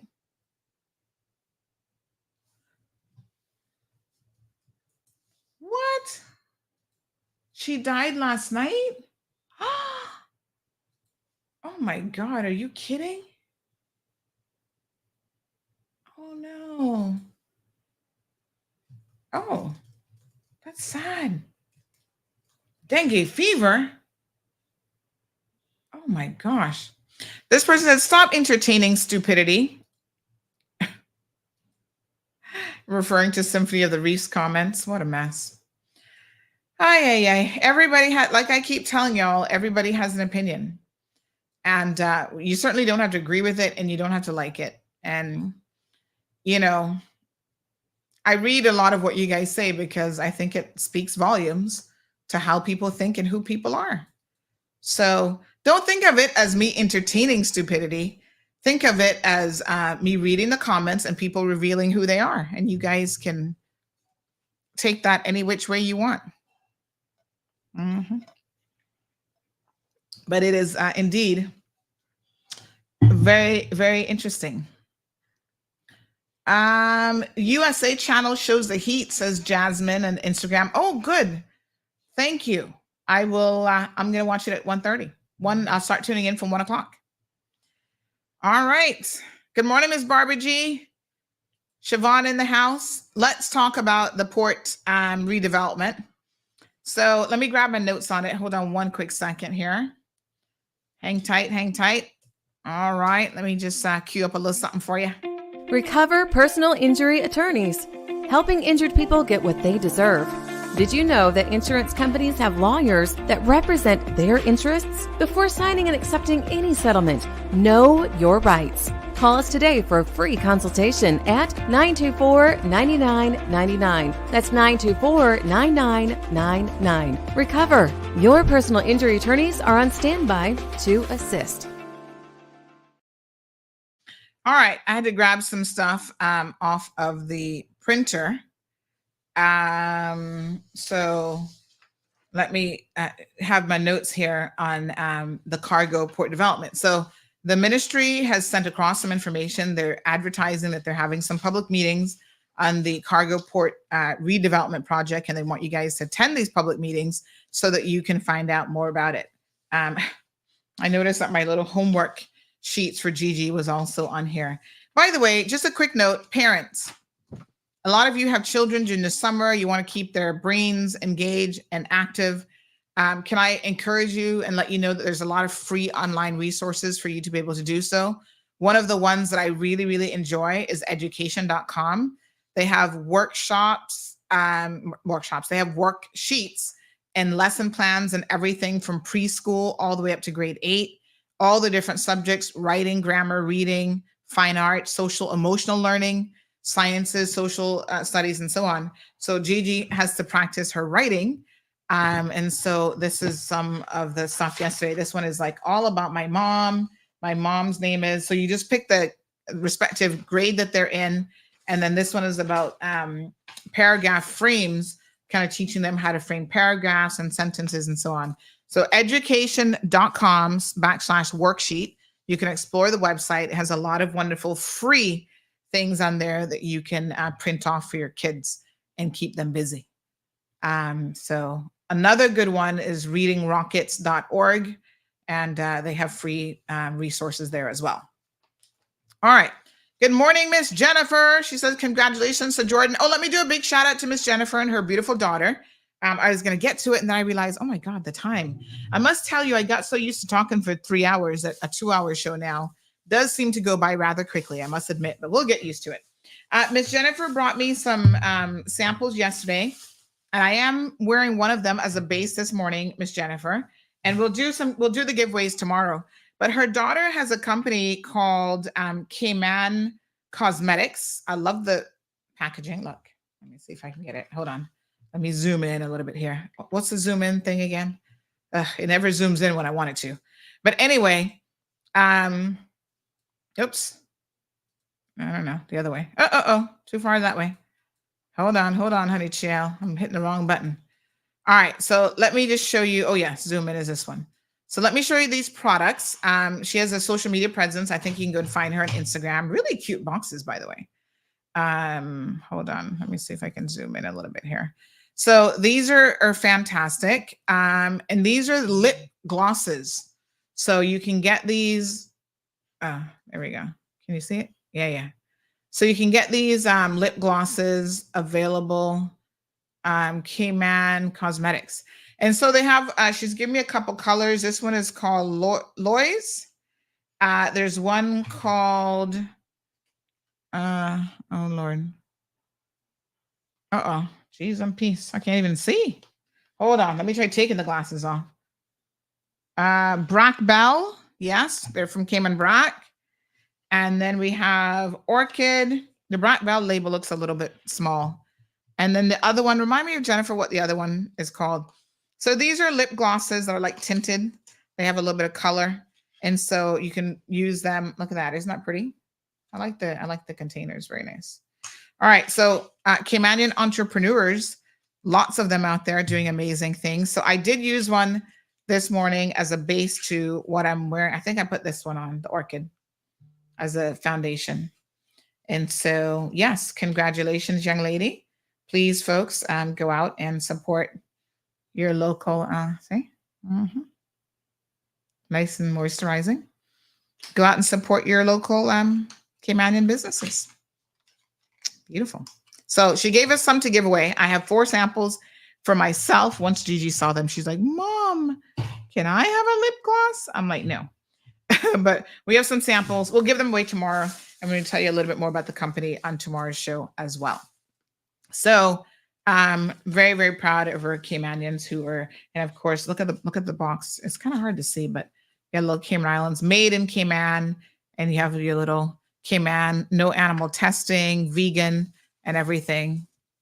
There it is. There's the packaging. Oops. Beautiful. Yeah. Love it. All right. So we'll talk more about that tomorrow, and we'll give away some of those lip glosses as well.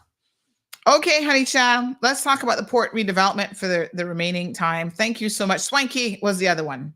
Okay, yes, there is a color in there called Swanky as well. Thank you, Chelsea. How you doing? So good to see you. Thank you for sharing the free education site. Actually, Chelsea, there's more. One day we're going to do a little fun thing as parents, but I'll share some more resources because anytime I find stuff, I absolutely love to share it.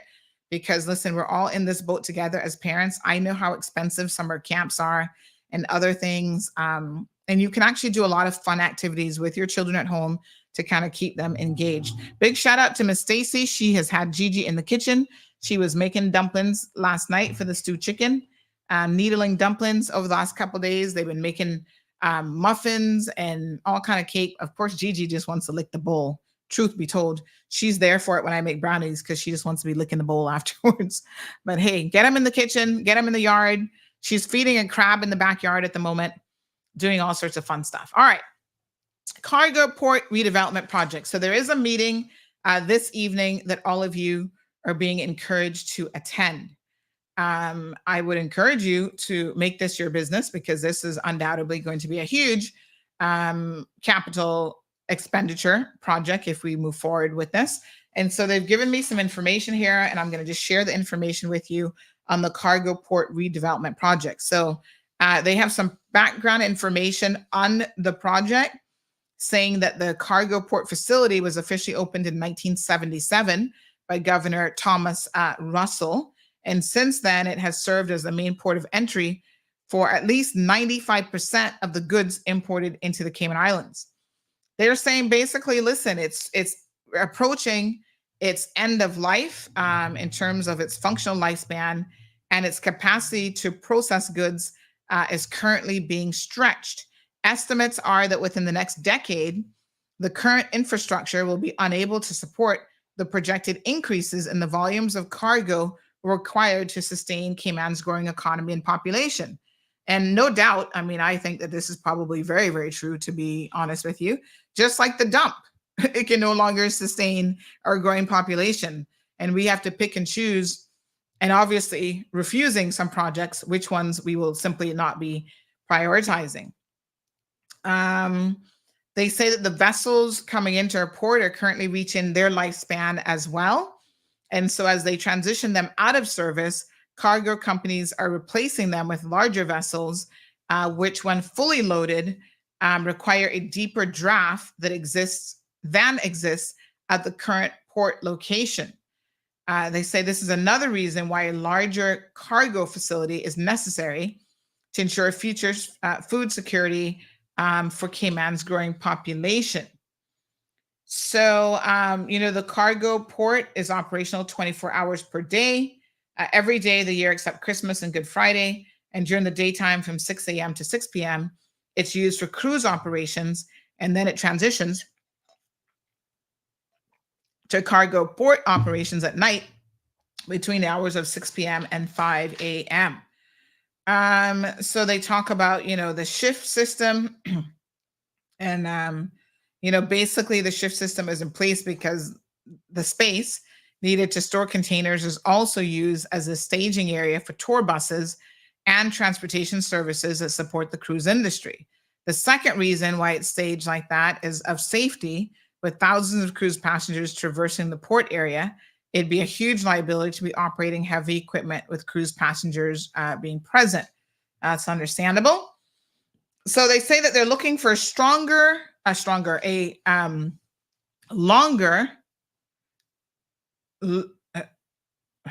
have longer here once. That's why my brain is a bit confused.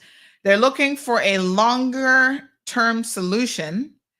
And they say this is their strategic imperative mission right now, meaning that port needs to be expanded to support our island's growing needs.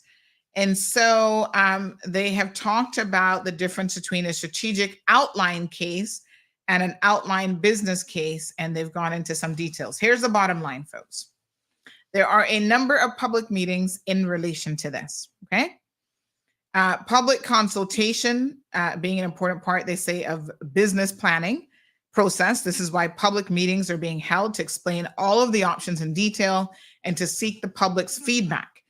Consultants developing the business case and representatives from the Port Authority will be at these meetings to explain to the public why the cargo port needs to be expanded, and to hear the public's input on the potential options and to answer questions from the public.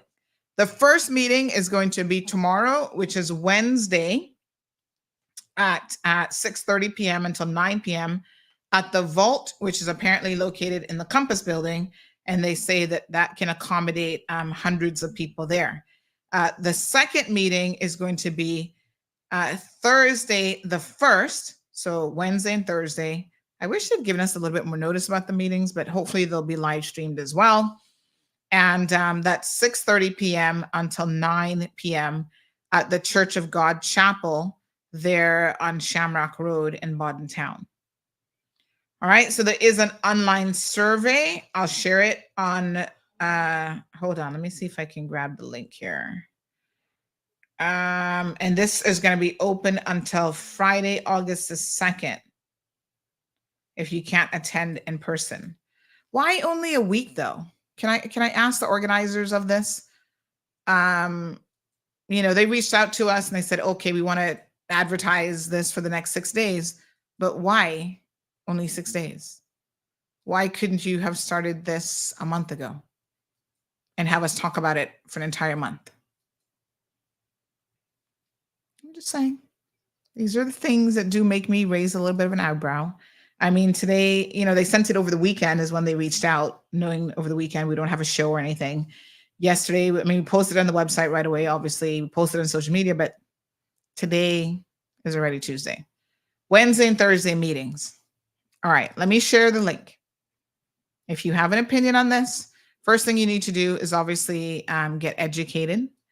And then the second thing you need to do is to share your opinion. So here is the link. I'm going to give you all the URL in the comment section here. Please, by all means, make it your business to read that. Good morning, caller. Morning. Morning, the sir. reason you only get a short time to think and talk about it is because their minds are already made up. This is just the facade of consultation. Have a good day. Thank you, caller. All right.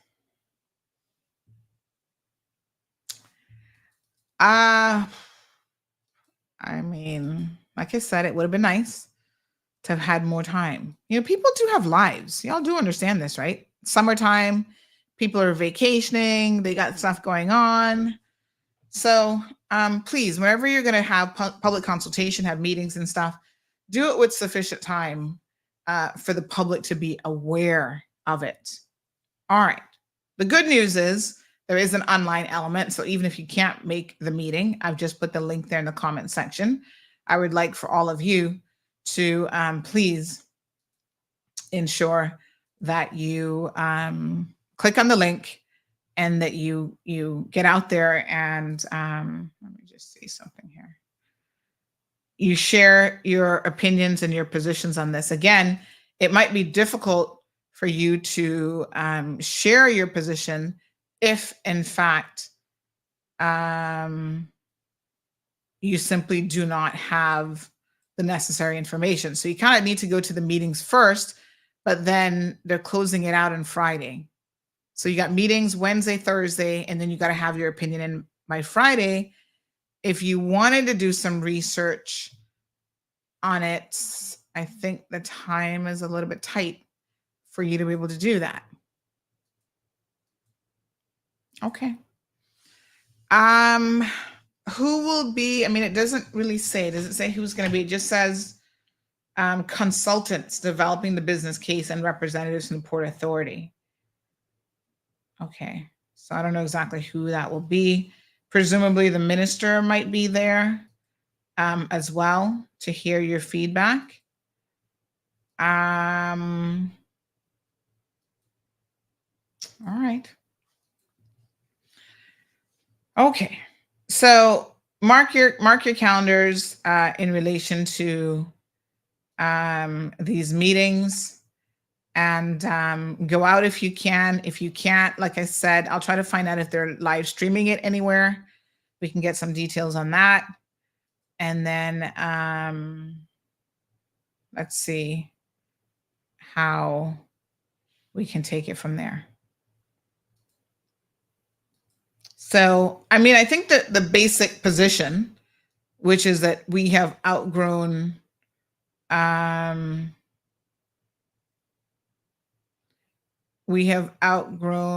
all of our, we're outgrowing in quick order our cargo port capacity. I mean, that sounds very, very logical. Nothing lasts forever. And I think this is probably something worth saying. And this is why projects that take forever to even get off the ground are going to be problematic. So, you know, yesterday we were talking about the facility, waste energy facility. You know, they've already spent 7 years trying to get this one off the ground, and it has not been successful. An argument could easily be made that unfortunately, you know, whatever we build is not probably, I don't know how much forward thinking capacity they've built into it, but you're cutting the lifespan of it by whatever amount of time you take to get it up and running. So time is no doubt of the essence on a lot of these projects. I understand the point that technology is changing. And so with the technological changes that are coming down the pipeline, undoubtedly, that does mean that ships are being cycled out and they will change, and that will impact what can come in and out of reports. It is a discussion that we need to have. And I think we need to learn as much information as we possibly can about this and look closely at what our options are. I mean, I would think that there could be a very, very good argument that the current location, which has been there since 1977 for the cargo port, isn't the right location at all for so many different reasons. I think that argument could have a lot of very, very convincing elements to it, that just hasn't been. I mean, 1977, that's almost 50 years ago, because I was born in 73. A lot has changed in that time, the landscape of the Cayman Islands. And so we need to really maybe consider, is that even the correct location for it? And the fact that it has to compete with, that's 47 years, the fact that it has to compete with cruise lines and so on, what are the implications there for that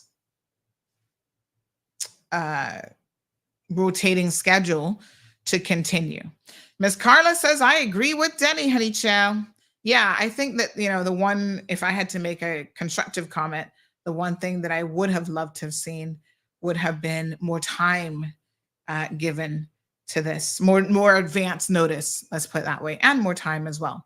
So Simple C, thank you so much. Says Jordan's sister just came in 7th in her heat. Yay! Go, Jillian.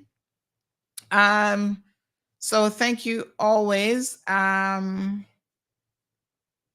So Shaka says, yes, when you're doing a close-up of an item, you should place the palm of your hand behind it to let the lighting contrast adjust. Yeah, I mean, listen, there are influencers who do like makeup things all the time. I'm not one of those people, so I probably don't have the hand gestures quite right. This camera that I'm using is a Zoom, what do you call it, PTZ camera. So really, let me show you how much I could zoom it in. I could just, hold on. I could just zoom it all the way in on the products like that. Because, child, the camera costs enough now. It has, but look at my poor nails. Look at y'all looking at my nails. Lord have mercy. Time to go to the salon. I think I'm going to try to go today or tomorrow. But yeah, no, we could actually, and there are people who do product reviews and stuff. They have the upside, like the camera from the overhead. And then, yeah, if you give it a background, but you see, this is white, but look, yeah, that allows it to kind of, let's do it this way. So if this was what I primarily did on the show, I assure you, thank you, Shaka, I would have a better means of, there we go. I think that's the better, of being able to show you these products. And I would certainly get my nails done, honey chow.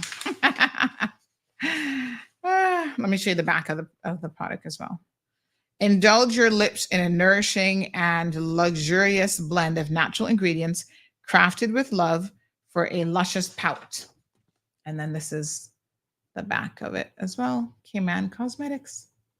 Find her on Instagram, honey chow, at Cayman Cosmetics. Oops. There you go. There. Yeah. There you go. Trying to get it to focus. There. All right. I'm not that type of honey chow. Let's zoom back out now. Yes, so I'm not that type of an influencer, but, I'll model it for you. Go and pucker up your lips and support your local Caymanians. This color is nice too. That one's nice. I like all the colors actually. And you can do them with like a little bit of lip liner. This is, honey child, when you go down on that special date, you put on this red color. Let's see. This is really red. But yes, the point is, this one smells like watermelon. It smells nice.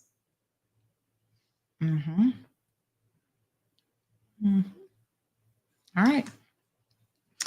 Support your locals, honey chow. Now, speaking of supporting locals, we're going to go into overtime. Just a little tips here this morning. There's some controversy brewing over a story that we posted yesterday. Should I save this for tomorrow when the radio listeners will be tuned in? Because obviously the show was done at 9:30.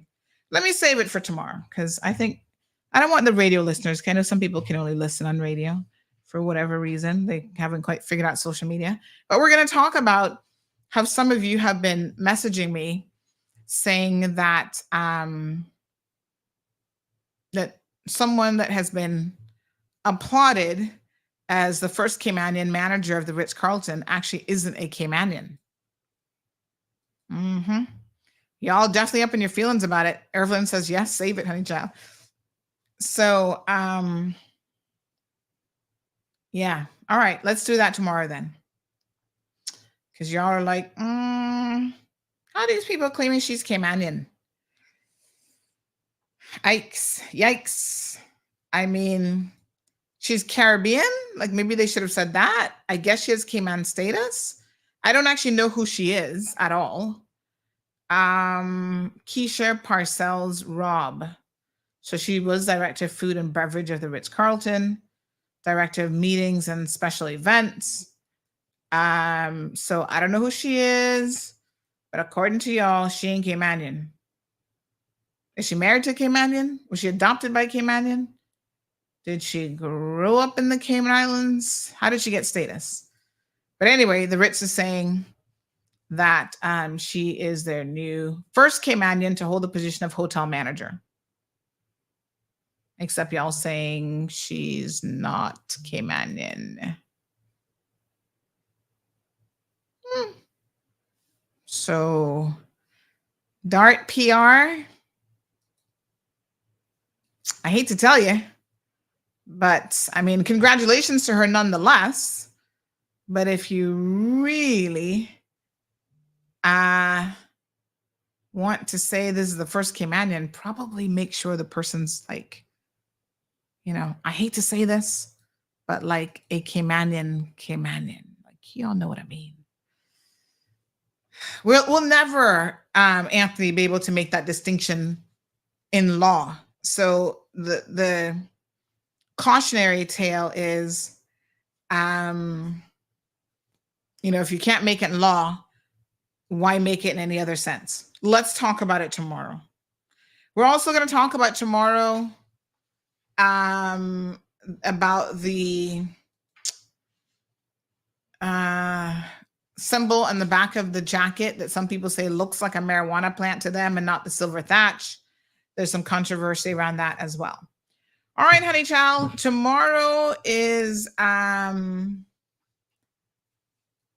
yes. Well, they're saying the first at the Ritz-Carlton. Not first ever, but obviously the first at the Ritz-Carlton. But anywho, that might be as close as they come, honey child, because I hear their manager over there is not necessarily pro Caymanian in any event. But anyway, we'll talk about it tomorrow. So this is a week. Friday will be the last show. The next week we're on holiday. We're on vacation, taking the week off. So I'll be back on the 12th. So I will see you all then. Okay, so back tomorrow morning, Thursday, Friday, and then we're out of here on Friday for our family vacay. My husband tried to pull a fast one on me.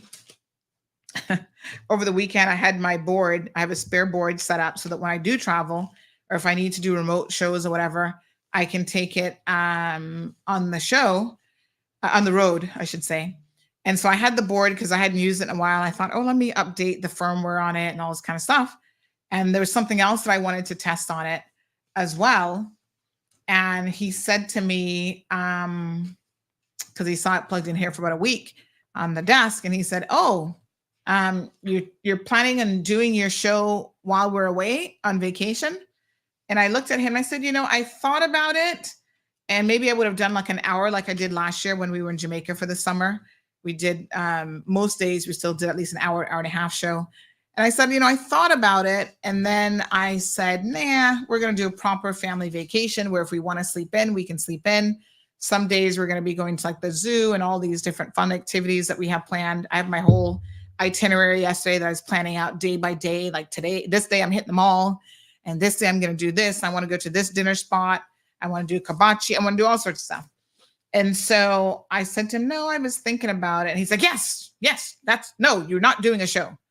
And I just looked at him and smiled and laughed because I was like, I'm telling you, I'm not doing a show. And then he kind of interjected like, yeah, I was going to tell you weren't doing a show anyway. I was like, oh, that's so sweet for you men to think that you're in control of what, big adult grown women are going to be doing.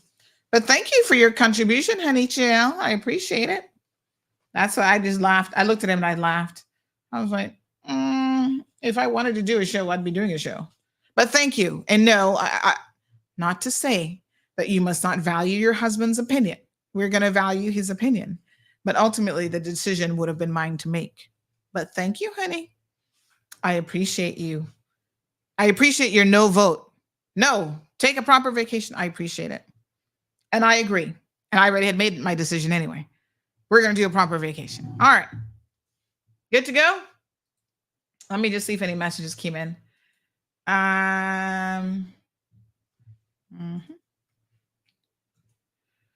Okay. He pisses me off. Who? Marlon? No, this person says, oh, Jesus Christ.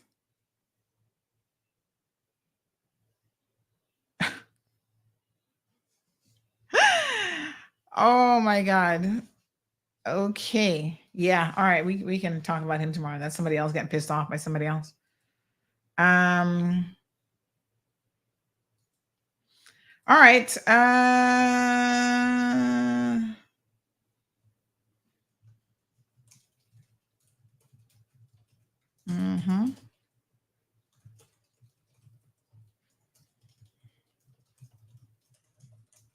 Okay.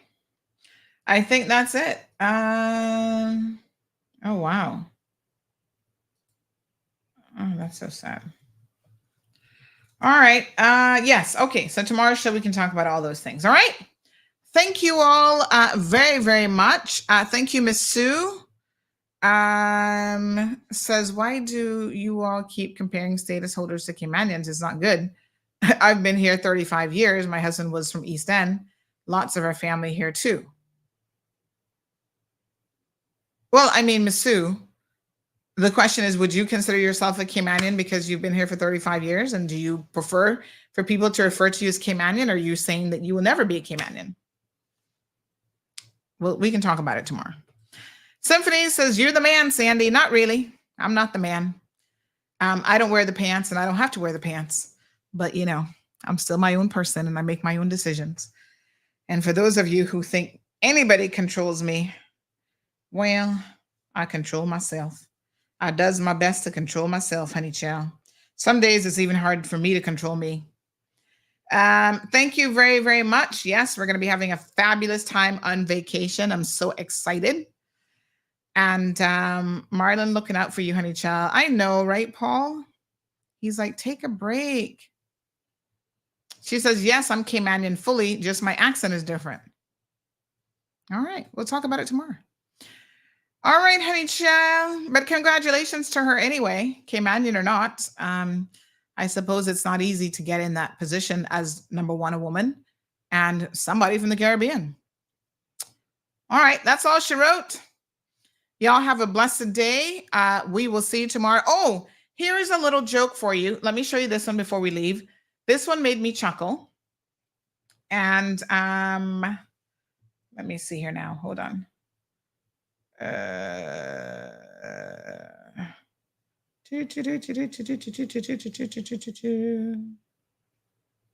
Okay.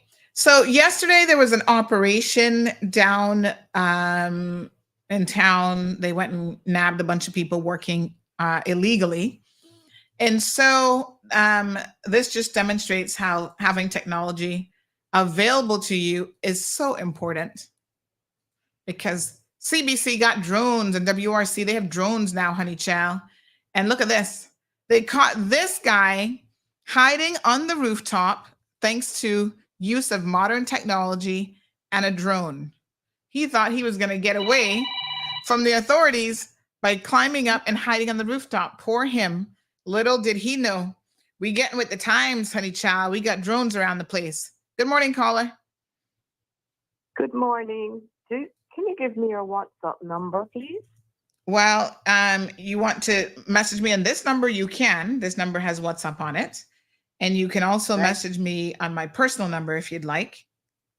324-1612. 324-1612. Yes. Thank you. All right, dear. Good. All right. Good. All right. So, so there he is. Hiding out, captured, thanks to drone technology, honey child. Good. Well done, CBC. Well done. Kudos to you and WORC working together. He couldn't hide from them yesterday. This one made me chuckle. Damien says he was on his 10 o'clock break taking a nap. Yes, sir. All right, Anthony. We'll talk about it. We shall see y'all tomorrow. Have a fabulous day, people. And again, go and watch what's it called? The Olympics 1:30. I'll be watching Jordan do his next heat and wishing him all the best. I'll see if I can record it and put it up on Facebook and stuff as well. So super, super exciting times. It's possible he could win a medal. That would be so awesome. All right. See y'all tomorrow, honey child. Thank you for tuning in to another episode of The Cold Hard Truth on Bobo 89.1 FM. Cayman's #1 talk show is live weekdays from 7:30 a.m. Never miss an episode again. Watch anytime on CMR's Facebook and YouTube channels for the latest show episodes. Don't forget to follow us online on our social media channels. And visit CaymanMarlRoad.com for all the latest news and community happenings.